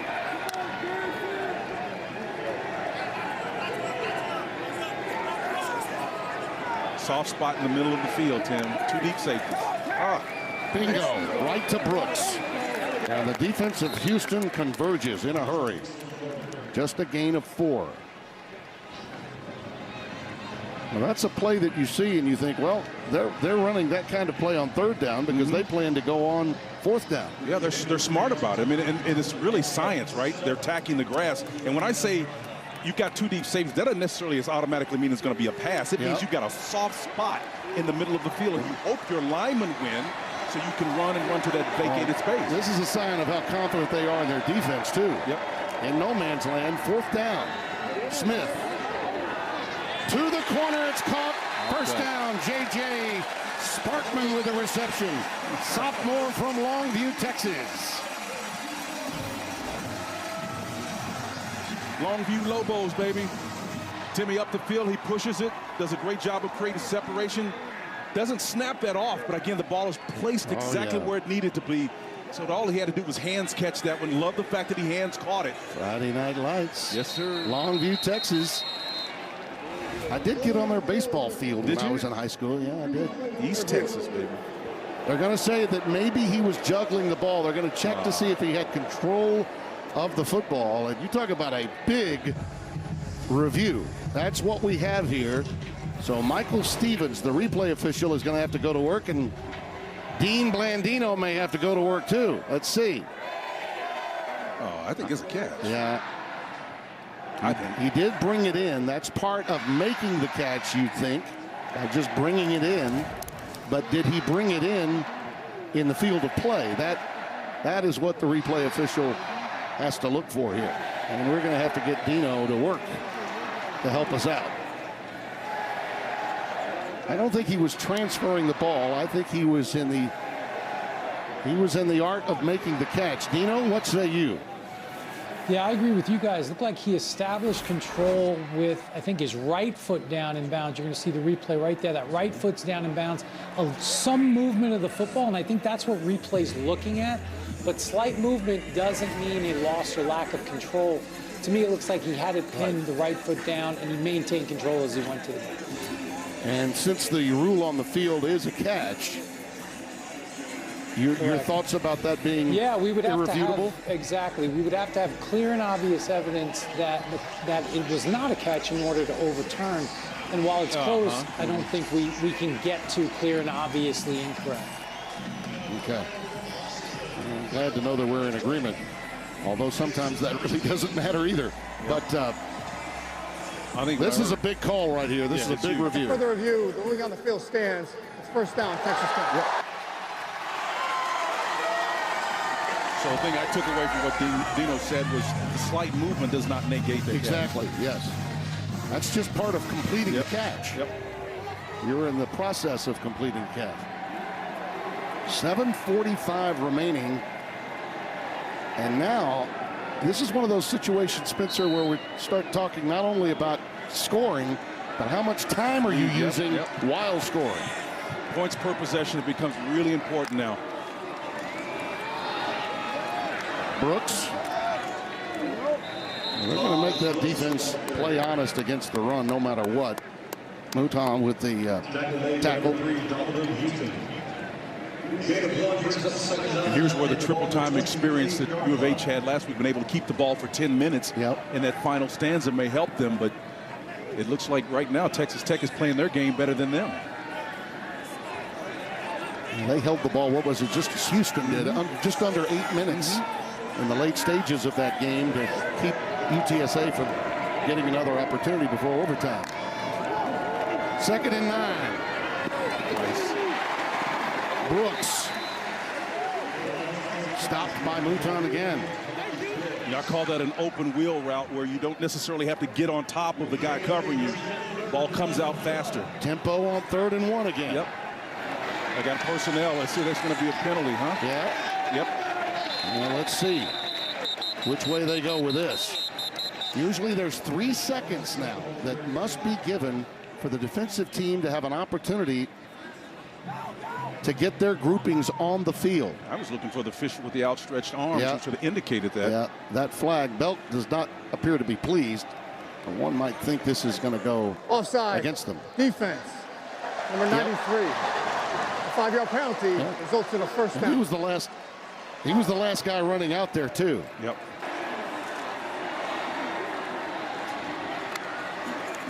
Smith, a little pump fake. Tried to get him to bite and then threw it away as the pressure came his way. I tell you, Doug Belk's defensive coverage is about as solid as it gets. Well, Caldwell delivered some pressure another way that time. Big fella's got some quick feet to be that large. They're going to call grounding because he did not get outside the tackle box. That, and it also wasn't past the line of scrimmage, either one of them. Right. You can't get you if you get outside the tackle box, you still have to get past the line of scrimmage. And that time Donovan was within the tackle box and just threw it away and grounded it. That's a big penalty. Yep, huge penalty. And 93 brought it on. He wasn't even close. Big Caldwell, 93, lumbered through there and wreaked havoc. 3rd and 21. That changes things. Trying to help themselves out, get better field position for a field goal. Brooks is wrapped up by Mouton again. Mouton matched Brooks' foot move and speed right there. First of all, he played the play from that Mike linebacker position with leverage. Excellent job of taking a back who probably one-on-one, you'd like to match up with Brooks in that, but he showed you what he's able to do, does Mouton, in matching him up. That's excellent defense right there. Well, they've obviously decided with it's 3rd down and 23. I think we may have mentioned 4th and 23, but it's 3rd down and 23, so they still have a play remaining before it's 4th down. Going for the end zone. It's caught. Oh, my God. Touchdown, Jerome He dropped it. He dropped it. Yep. He dropped it right after it looked as though they had it. Wow. And Spencer, I think you were talking about the sun. That's it, man. You were talking about the shade to the sun. Absolutely. I simply looked down to make sure of the number and name, and it was brown. That's why I didn't see it in real time. Wow. What a big miss. Jerron is moving from the shade into the sun. The release, And then boom, he gets into the light. He can't see it. At that point, I thought he had it, and then I looked down, and oh my, ball is out. So here's Garcia for the field goal try, and it's missed. Wow. What a big moment for Houston. And think back now to the grounding penalty which backed them up.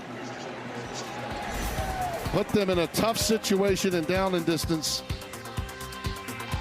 And the guy that they look to kick the long ones, Garcia.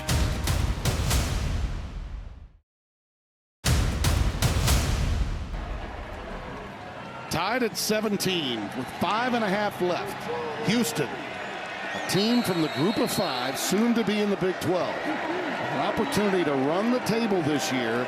They'll be favored in every game they play after this week. And here goes Brandon Campbell, popping it free for a first down out to the 40-yard line. Here are those previous plays, Spencer. It went really downhill for Texas Tech. First, the grounding against Donovan Smith. Doesn't get to the line of scrimmage. And then the one that should have been called by Jerron Bradley, to your point, Spencer, from the shade into the sun. And then the push on Garcia's field goal try. The ebb and flow and the emotions of this game are only going to tighten from this point forward. Campbell. Brandon Campbell to the 42, maybe the 43. A gain of about a yard, maybe 2. Krishan Merriweather with a stop. Tim, it's bizarre. Today. It's partner. It's bizarre, but Texas Tech may not get the ball back. Oh, I know. That's how much this Dana Holgorsen offense has evolved. They are effective at running the ball and spreading you out. The numbers work in their favor. Well, that's what they did last week. And here goes Toon. We've got a marker down. Should be holding. Could bring this one back. He hasn't taken off as much today as he did last week, and that's by design. That's something Dana Holgorsen does not want. Offense, number 54. 10-yard penalty, second down. That's Lance Robinson, the right tackle, that's tagged. Yeah, Lance is just holding on a little bit here. You can see he's having to deal with a lot there. Yeah, Lance has got a tag block. He's got a couple of guys helping him. It's actually 5-on-3. He should be able to handle that, but guys get a little bit handsy in there. You're going to get caught. A lot of white jerseys. But the art of playing with what is known as air raid offenses, complementary football, is new to Dana Holgorsen, and he's embraced it big time. Situations like these, you really need to understand it. 2nd and 19 for Toon. Nice. Caught. Near the line to make. That's Deshaun Carter. Are they going to say a marker down again? Yes. Holding again. Could be holding again. And I think they may have got Cameron Johnson on this one, Tim, the left guard. 73. Yep, I think. Luke Richmond. Holding, offense, number 76. 10-yard penalty. 76. Second down. No, That was Patrick Paul. left tackle. Might have been 73, and he just got the wrong number. Yeah. Because 73 was really acting guilty. He was really acting guilty. 76 is on an island out here, Tim. Those big gaps in space. It's a dangerous spot for him to get that hand around the face man. He pulls him down to the ground. So he got him there, yep. Yeah, and 73 looked guilty too. Yeah, he did. He was standing with his hands on his hip, exhausted, looking guilty. 2nd and 29. That's the tank in motion. And Campbell again, dumped at the 25-yard line. Yeah, this is a great stop, great defensive play, but I'm telling you, this kid is just a gnats, you know what, away from busting one. He's just got that build, he's got that burst, and he provides you with very difficult angles to tackle him. How big a day, though, is Reggie Pearson, who made that tackle, had? It's huge. For Texas Tech.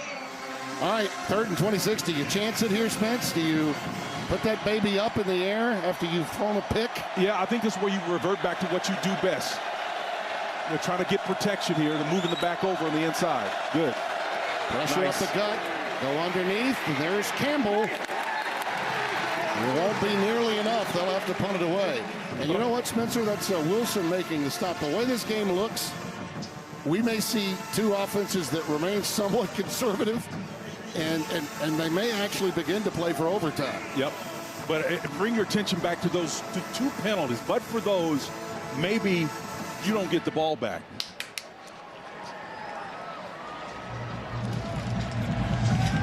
They're going to punt it away here. On 4th and 17, Texas Tech will have outstanding field position, one would think. However, we have seen Wilkins boot a 67-yarder earlier today. Play game. Offense. Got a delay of game. Fourth down. Spencer, I want to underscore with you one more time the importance. Houston could run the table in their league. And then after that, we're talking about the potential of being a New Year's Six bowl team. But for Texas Tech, this is about foundation being laid for Joey McGuire. Well, this was the one hiccup that they had on their schedule last year, right? The idea was if they got past this one, play cleaner. Those offensive tackles out there doing a bad job in that last series, Tim, of not allowing them to keep the ball. They're tooled up to salt this game away. But for the fact that Patrick Paul, Cameron Johnson, and those guys, 2 penalties put them in a hole that they couldn't recover from, and since they've had to punt the ball. And a flag down as Adrian Fry goes down after another great punt. Griffin Taylor, number 12, came down there to make a heck of a hit on special teams.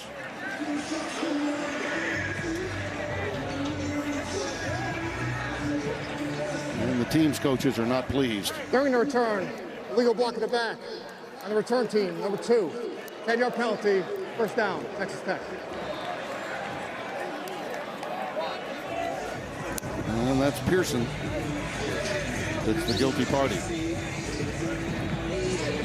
So that will back them up again. It's going to see. I go back to the point. Shooting themselves in the foot. Yeah, and again, field position being what it is, Spencer. I see both coaching staffs playing it close to the vest because defenses have ruled the day. Yep, and that's why I said this is a countercultural kind of game. Everything is like it's reversed with respect to who they are. We know they're vertical passing teams. Right. But they're navigating this game like they're 4 yards in a cloud of dust. Smith in trouble. Down he goes. There's a young sophomore quarterback that has not played as many reps as perhaps he would have liked. And this is a tough situation for him to be in. That's the 4th sack of Donovan Smith today. Parrish and Wanklu elaborate here. 10-0. Yeah, they had a meeting at the quarterback. 2nd and 16. Uh-oh. That was near danger there. Bradley was the intended receiver. 3rd and 16. Tough long cross the field throw. Bradley turned out of his break. We had 2 Cougars defending. That's that old story about college football. More oftentimes than not, teams lose the game. They don't win it. Yep. You know, I think that's in the heads of both coaching staffs right now. More games are lost than won. You're absolutely right. 3rd and 16. Smith from the end zone, letting it fly deep, and it is intercepted. Taken out of the air by Javaris Owens, and there he goes. Wow. What did we just say? What did we just say? Big games are lost, not won. Javarius Owens, number 2, takes it right out of the air, and they were going post pattern all the way. And now the onus is on the Texas Tech defense to stymie Houston. They're already in field goal range. Yeah, and Houston's going to meet, and the first thing they're going to talk about, Tim, after this great hands play and catch, high pointing the ball, Dana's going to get those guys on the side and say, look, we will not have Patrick Paul, Cam Robinson, all of those guys, Jack Freeman, all of them have got to stay clean and not put this team in the hole that it did on the previous possession. Trying to get the ball to Loic Fungi. A big-time play by the leader of that secondary. All-American first team a year ago. Transferred from Northeastern Oklahoma A&M, where he was a junior college first-team All-America. And his closing speed and hard-hitting style, well, we can add to that his ability to ball hard. They just set themselves up here, you would think, for the proper angle for a field goal. Get out of here with a W, having come from 14 down at the half for a 2nd consecutive week on the road. Wow. This is an absolutely huge opportunity for the Cougars. And then remember, I asked Dana the question, because they called the timeout, how well will your team run with the full cup of success? That's his coaching challenge moving forward, in my opinion. Now, Texas Tech smartly, wisely calling timeout. They have to know that they have to give themselves some time to get the ball back. It doesn't get any more athletic than that right there. No, that's just a tremendous play. And Texas Tech's defense has got to be honest here. If they start thinking that Houston's playing just for the field goal, they could give up a touchdown. Campbell is in the backfield on 2nd down and 9. He's going to take a shot. Slam it. Well, it was a wide receiver screen that was really well set up, dropped by Golden, and he had a convoy, Spencer, in front of him. That's a term we call it the old you-know-what screen, and it means when you see it, if you're flowing one direction, boy, you better be mindful quick because everything is coming back the opposite direction across your face. He had Freeman, Tank Jenkins all out in front of him. Tim DeRuyter knew it, and now he needs somebody to step up to make a big play on 3rd and 9.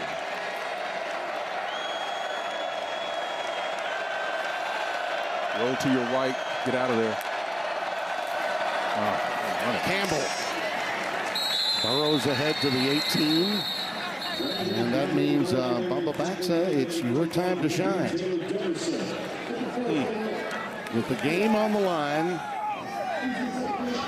But enough time, you would think. Yeah, that's one of the things I'm sitting there thinking about, too. Yeah, enough time for Texas Tech to get it back and try to do something themselves. The net good of it is you force them to use one of their timeouts that's remaining, but I would have moved the quarterback to the right and burned maybe 8 to 10 more additional sections off the clock.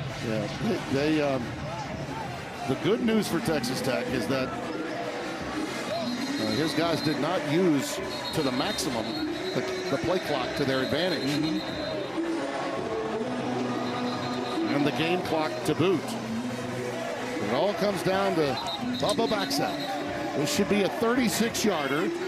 Last week he was 2 out of 2, both from 35 yards. Made every extra point. Last 2 seasons he was a kickoff specialist. Didn't attempt a field goal or PAT. Transferred from Miami, where he drilled a career-long 50 as a sophomore. Here we go. It'll be 35 from the left hash.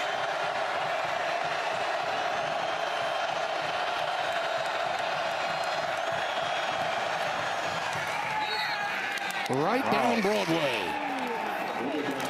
That's the bad news for the home team, but here's the good. You've got 37 seconds to work with. No timeouts. So Texas Tech has a chance. They can get into field position for a field goal. They can stop the clock one time. Look at those comebacks. Last week, down 14, and today, down 14.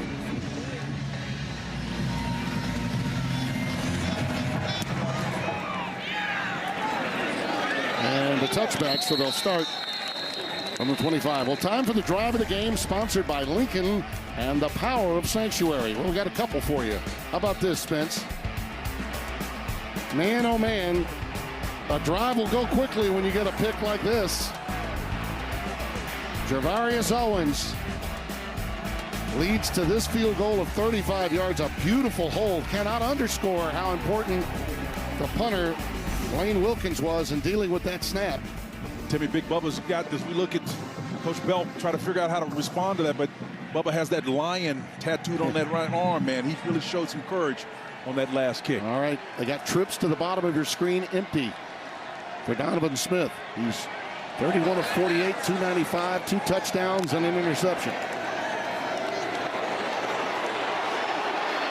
Oh, look out. He can beat you with his legs, too. A lot of green. I mean, a lot of green. He saw that coverage and took it all the way to midfield. That's 27 yards and a step out of bounds, Spencer, to give them extra time to get lined up for this play. Yeah, and it was coverage was just zoned behind it, man, and he saw a little void where he could exploit it. Got upfield. Nice job. To the 48-yard line officially. And a timeout taken by Houston now. Wow. Well, that really plays into Texas Tech's hands. It's 30-second timeout.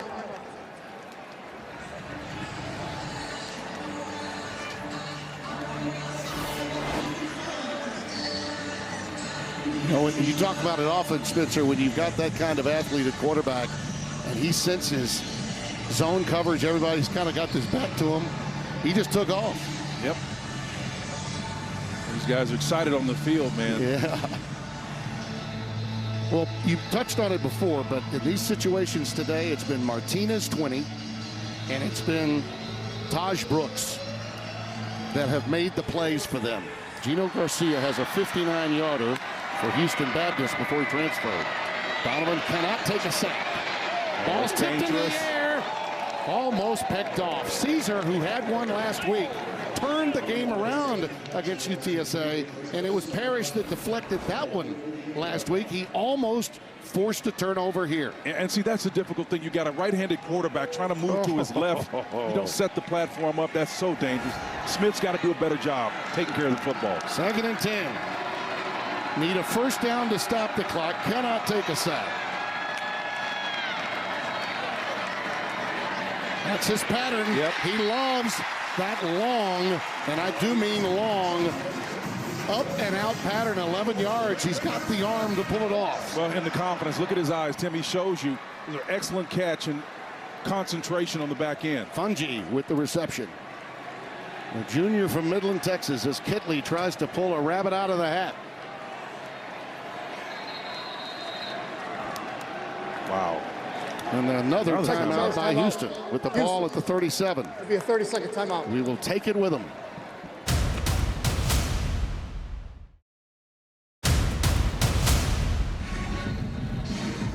Right now, a field goal would be a 54 to 55 yarder. So Texas Tech and offensive coordinator Zach Kitley really need one more 10 to 15 yard play. Yep.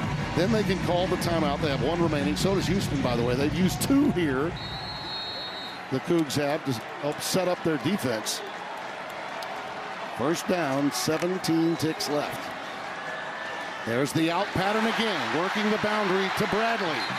That's exactly what they needed, Spence. Yep, and that's going to get him the first down. It's an atypical pass. Again, man, that's a difficult throw, but that's what he does best. And give it up for Zach Kitley, calling the plays that his quarterback executes the best. You know, remember now, they've had some missed field goals too, pushes. Right. So they got to be thinking about getting the best possible angle for either Wolf or Garcia. Garcia's the long field goal kicker. They like to use him from 45 and beyond. Wolf, more accurate, and the guy they turn to when they're inside 35 yards. Yeah, they're going to play this thing safe, Tim. 11 seconds, you know what, I'd take a shot.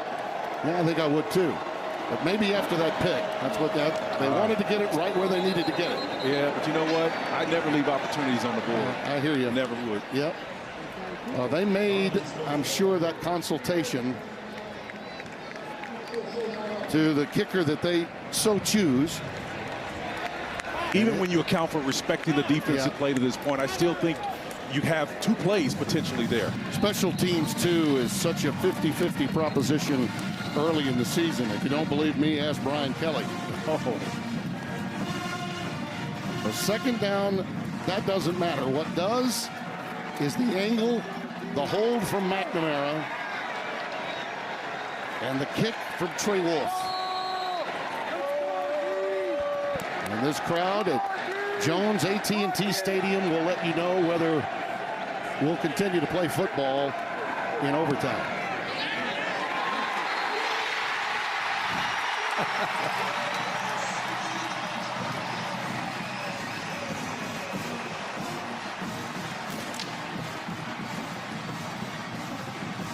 They left a little too much time on that clock, Spencer T.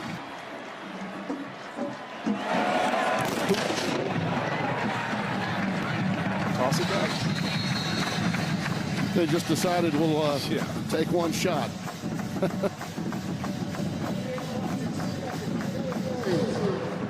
0-0-2 on the game clock.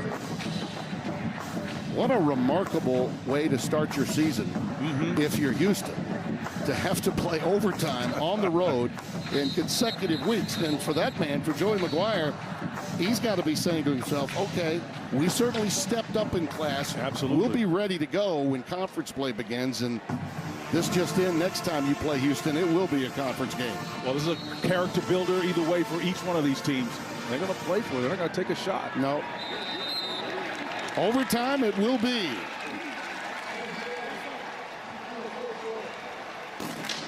All right, a little refresher course for those of you. I know the Houston fans don't need this, but we'll give it to you anyway. The winner of the coin toss selects either possession or side of the field that they want. Each team will then get possession at the opponent's 25. One timeout per team in each overtime. Must attempt a two-point conversion following touchdown starting in the second overtime period. Third overtime, the teams begin just rotating two-point conversion tries. And that was implemented a couple of years ago, I think, in the aftermath of that A&M LSU 7 overtime marathon. By the way, Texas A&M, I think I might have indicated to you in the offseason, that was probably the most overrated of the many overrated teams out there. They lose today to App State, the same App State team that probably should have beaten North Carolina and let that one get away. So you can add that to the upset list of the day with Notre Dame and Marshall. Marshall, Charlie Huff, their coach, coming away with a big W today against the Irish. You think that upset was bigger than the one over Michigan they had back then, or is it? No, I think the Michigan one was still the largest. That set the tone. Yeah. And you know what? It was the first game ever televised on the Big Ten Network, too.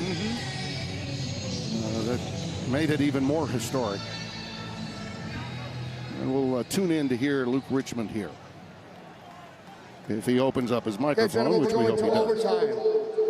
So whoever wins the toss, their options are offense, defense, or what end of the field they want to play at, okay? Houston, you're the visitor. You didn't call the toss. We've got a heads and tails. What's your call? Tails. Tails was called? It isn't tails. You have won the toss. You guys want the ball.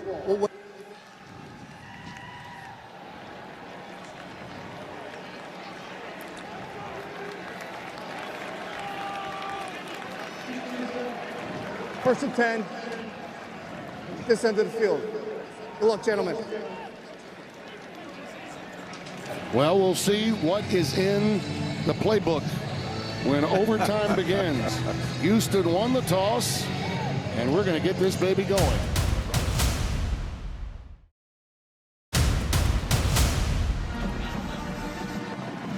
The book used to say defend first, but in Dana's case, he likes to take the ball, and the reason, analytics. He believes the percentages go up.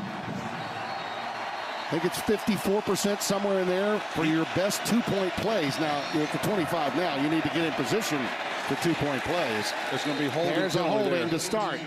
That will not work. That'll back them up. And for those of you here on FS1, let's wait for the call. Offense, number 75, 10-yard penalty, first down. Well, this hurts right here, Tim. Remember, the tank has been quiet of late, Spence. Nathaniel Dell, number 1, big. He was huge in the overtimes last week. Brandon Campbell is stopped behind the line. Well diagnosed, and look at that D. Jalen Hutchins, he and Bradford are sort of joined at the hip. The nose and the defensive tackle. See the concern on the Houston faithful. They're here in great number today, making the trip. 2nd and 21. Snead is now in the game for Campbell. 21 the setback. They go 4 wide. Here comes a sneaky blitz here. There's Bell. There's Dell. Wow. The tank is on the loose. It was just a matter of time before they got Nathaniel Dell the ball. That's Kosai Eldridge taking him out of there, but that is a big-time gain. Put them in a down and distance situation that's more than manageable. That's a pickup of 19. Yeah, he gobbled all that error up on that play. Now you're in a run-pass conflict scenario, and this is the maximum situation Dana Holgorsen can be in to put pressure on Tim DeRuyter's defense. Look for number 1, flanked into that slot, the best slot receiver Dana Holgorsen says he's ever coached. Right there in the slot left at the top of your screen. They're still in that inside route. Toon on his own. I think he may have it. It's going to be awfully close. Yes, it is. Worthy of measurement in all likelihood. Let's see if they've given it to him. They have. Give it to him first down. They have given it to him. That length And that's the other thing. Clayton Tune will call his own number to run the ball a great deal more in this overtime. Tim, there's so much nuance going on down there right now with guys playing shades that's determining what the quarterback is going to do. The slot receivers, the down linemen, the little bit of a four-eye alignment is determining where they go with the ball. It's happening right now over the slot. That safety on that hash mark is there for a reason. Keep your eye on the pressure tank. coming. For the corner for him, incomplete, overthrown, but they were going for Dell. And in coverage, Reggie Pearson. As we pointed out, Pearson, of course, transferred from Wisconsin and couldn't pass the physical. Took 5 tries and finally got past here, and he's turned in an interception. He's been a crucial part of this. They've elected him to play in man coverage now against their best receiver. Boy, what if it comes down to match up with those two? Speaking of upsets, Wazoo went into Camp Randall and won today. Wow. 17-14. Cam Ward gets a W on the road for the Cougs. Play fake. Wham. And there's the screen. It's Golden. Matthew Golden. He's got an angle. Touchdown, Houston. What a tremendous block. And you talked about his speed in the open of the show. And Spencer, he used all of it right there. 15 yards, and he ran about 35 to get the 15. I love the fact that he showed up today where he did not show up last week in those crucial moments. The stage not too big for him. Golden does a golden opportunity and switches that ball late. Yeah. You guys may think that's not a big deal because he wasn't confronted with a defender, but man, excellent plays as a down player in the end zone. Yeah, Merriweather. It's Krishan Merriweather that's down in the end zone for Texas Tech.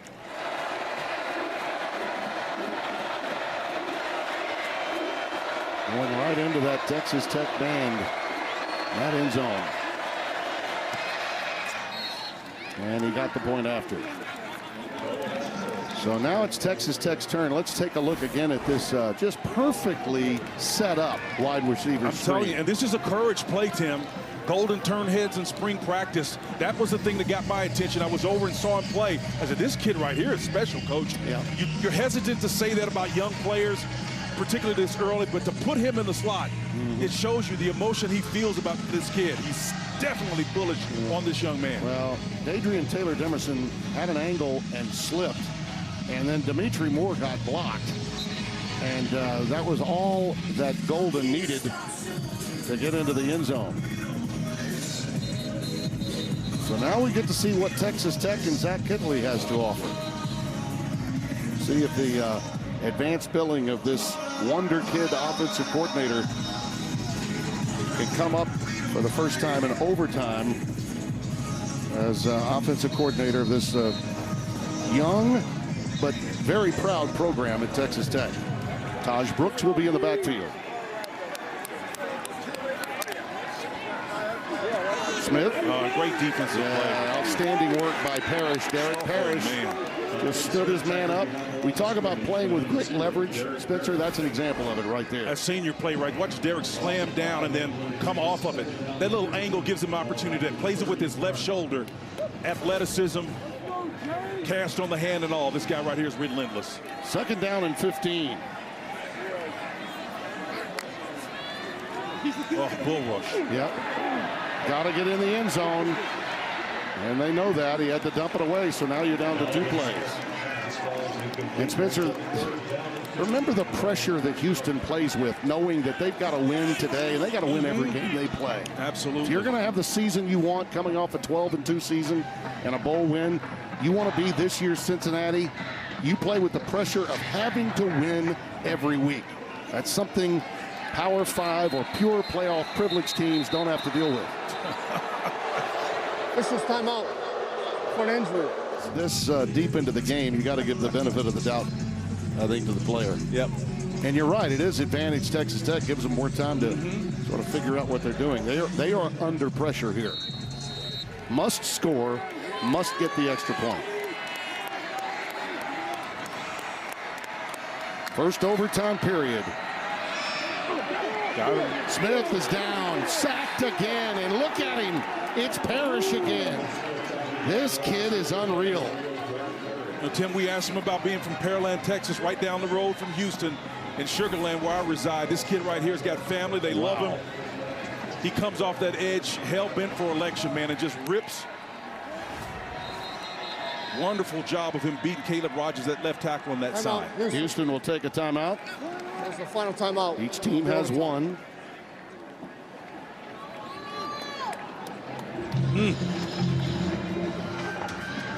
And we talk often, Spencer, about, having how many plays do you have on your play sheet that you can turn to? And for young Zach Kitley, he's going to have to find something to get his guys to the 15-yard line or better. It's 4th down and 20. This is where the experience of a guy like Doug Belk comes into play, having sat under the Nick Sabans and the great defensive minds that he's had. Kirby Smart, chief among them. Mel Tucker. All of that comes to bear in moments like this. Houston will be favored in virtually every game they've got left. They get Kansas next week. Don't have to play UCF or Cincinnati in their own league. Texas Tech has to go to NC State next week. This is the ball game right here. Smith finds an open man. Can he get there? Yes. Yes, he can. That's Jerron Bradley. And the game is on. Talk about a clutch play, man. Doesn't get any more clutch than this, Tim. You have pressure with the 3-man front. Effectively almost got home. May could have gotten away with the holding penalty up front. Yeah. But the bottom line is you got the ball upfield and advance it for first down. They live again. New set of downs. The ball at the 14.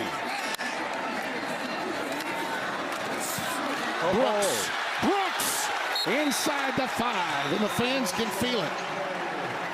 Parrish drags him down, and Dana can't believe it. First down, they go tempo. Brooks. Got it. Touchdown, Texas Tech. Fire the cannon.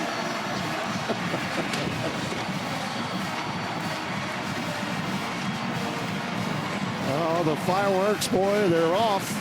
Football season is here. Here are the previous 2 runs. Let's take a look at the last 2, Spencer. Inside zone and patience, Tim. You love that. The big headhunter's on his hip pocket, but he carries him in, and here's the touchdown, Tim. Low man wins that battle despite the face mask. He's stumbling in for the score. Now for the point after, Trey Wolf. Well, he sent the game into overtime, and he'll keep overtime going. The tale of 2 halves and another. First half, Tech 17-3. Second half, Houston 17-3. Then we go into overtime. And after this, we're tied at 7 in the OT, and we're still playing, Spencer T. That was the big 4th down play right here, Tim. This has put him in a position for Taj to haul it into the score. And here we go to start the second overtime period. And both of them looking for seminal moments in their young careers. When I say young for Dana, young at this level and going into the Big 12. And for Joey McGuire, for the head coach. Tune as we open the second overtime. He'll take himself out, pushed out of bounds by Bryce Ramirez. Be mindful of where you are, how you handle the ball. To me, I've got that clock ticking now on the number of plays, Tim. Let's see if the physical part of it doesn't fail them on the side for the Cougars. 7 down and 8. You don't have to worry about the sun issue. Nope. The shade has covered the entire field. Stacy Sneed has come in at running back. 2nd and 8.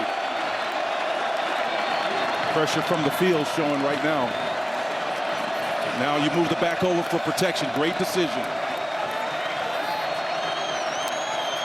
Here it comes. There's the out pattern. It's caught at the 20. Great open field tackle. And Keyshawn Carter stopped in his tracks. That's Taylor Demerson that comes over to help. Dimitri Moore is involved in it as well. All those guys really rallying to the ball to get around him. Watch him. Number 11 comes late. Dimitri Moore does. But they're playing inside out. Outside leverage. Here comes the inside help. That's textbook right there. Doesn't get any better than that, Tim. 3rd down and 5. This is the pressure play right here. Yep. What do you dial up? Shannon Dawson. The book tells me to the field. You got one high safety on the hash. I'm going to try to win with these 3 receivers over here. Tune. Goes opposite. Beautiful curl pattern. It is caught. And it is Manjack who had that magnificent reception where he actually caught it twice a week ago. The USC transfer, Rashad Williams, holding on for dear life. So when you go with your ex-receiver who's taller and rangy, and he plucks that ball away from excellent, I think, coverage with Williams there covering him. Great decision. Everything about this game is, I mean, upside down, man. You need to be taking chances by the book to your 3 receiver side. I mean, they like the matchup, though, and they got it. Well, Manjack's made a lot of big plays in his career.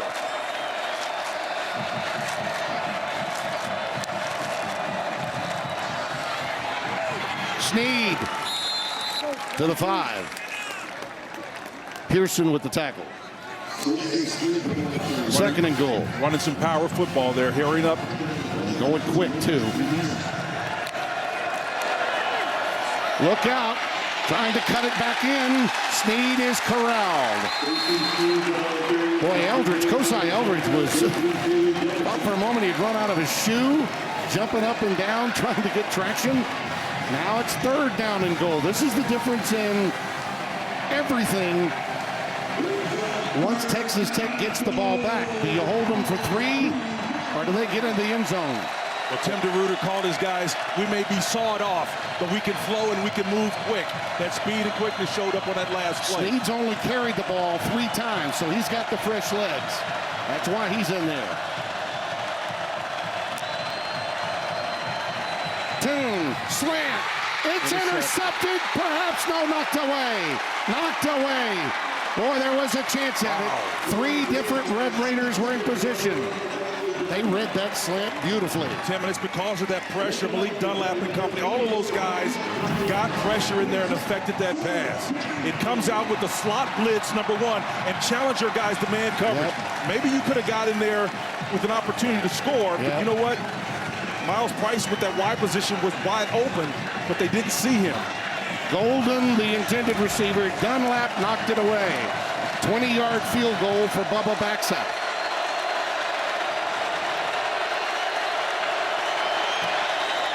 High snap, but he got it through.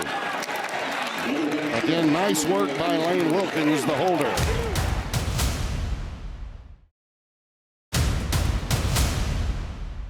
So has Zach Kickley been strong. Now we'll see if he can get his team into the end zone here in the 2nd overtime and get this baby in the books. Sir Roderick Thompson, not much, but 2 on 1st down. Tough sled and yards inside there.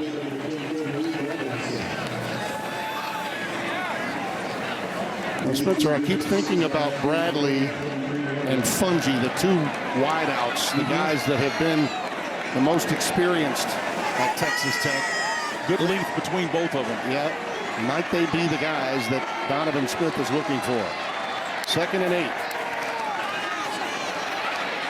Back out late. Wow. Sir Roderick Thompson has some room. That's a 1st down to the 12. So a new set of downs. Tripped up by Antonio Brooks. So they just lost the back in that one. Number 1, Zach Keatley, the offensive coordinator, did a wonderful job of getting his back uncovered in that play. That was a mistake by the Cougars. Possible unbeaten season, a New Year's Six bowl on the line for Houston here. Wide receiver screen. It's Price. They tried to do to them what Houston did to them with Golden, but they were prepared. Same exact play, partner. Wham screen, it's the same thing. It's a tunnel screen. People call it different things, but it was read precisely like it should have been read by you-know-who on the outside over there. Harris is just all over the place, man. So 2nd down. 7. Line to make. The 2. Oh, Doctor. Smith, it's all his. Touchdown. Texas Tech is your winner.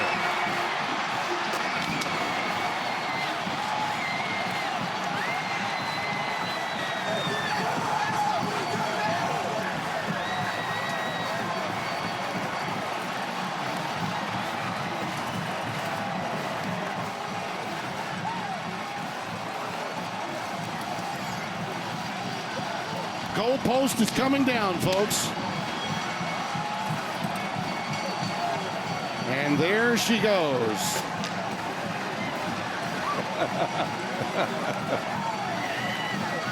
That was one of those electrical goalposts. They do that for safety now, Spencer. Better had done it because it was going to come down otherwise. Kirby Hocutt knew that. Part of that $200 million investment they're making here into facilities. Look at this. College football is back. The fans are back. A demoralizing loss for Houston, but what a remarkable moment for this young man. And how proud do you think his dad is now on the New York Giants staff? Trust in the process. He told us, Tim, I've got 3 things that I do. I rest, I recover, and I reevaluate my approach. That's what he did on that play. Discerned the threat, called the right play, made his decision. His coordinator empowered him, and that guy right there, man, showed him the recruits. He had thrown a pick 6 that enabled Houston to get right back in the game and help force overtime. But good for you, Donovan Smith. You earned this moment. Had a big game last year against Iowa State. This isn't his first rodeo by any stretch, but it will be his most memorable ride to this point. Biggest win of his life. And the way he did it, Tim, with the plum, trusting the process. Look at that crowd. Wow. Donovan Smith will close the book. 351 yards, 2 touchdowns, 36 for 57 in the air, and a rushing touchdown to close it out. 379 total yards he's responsible for, and this scene as well.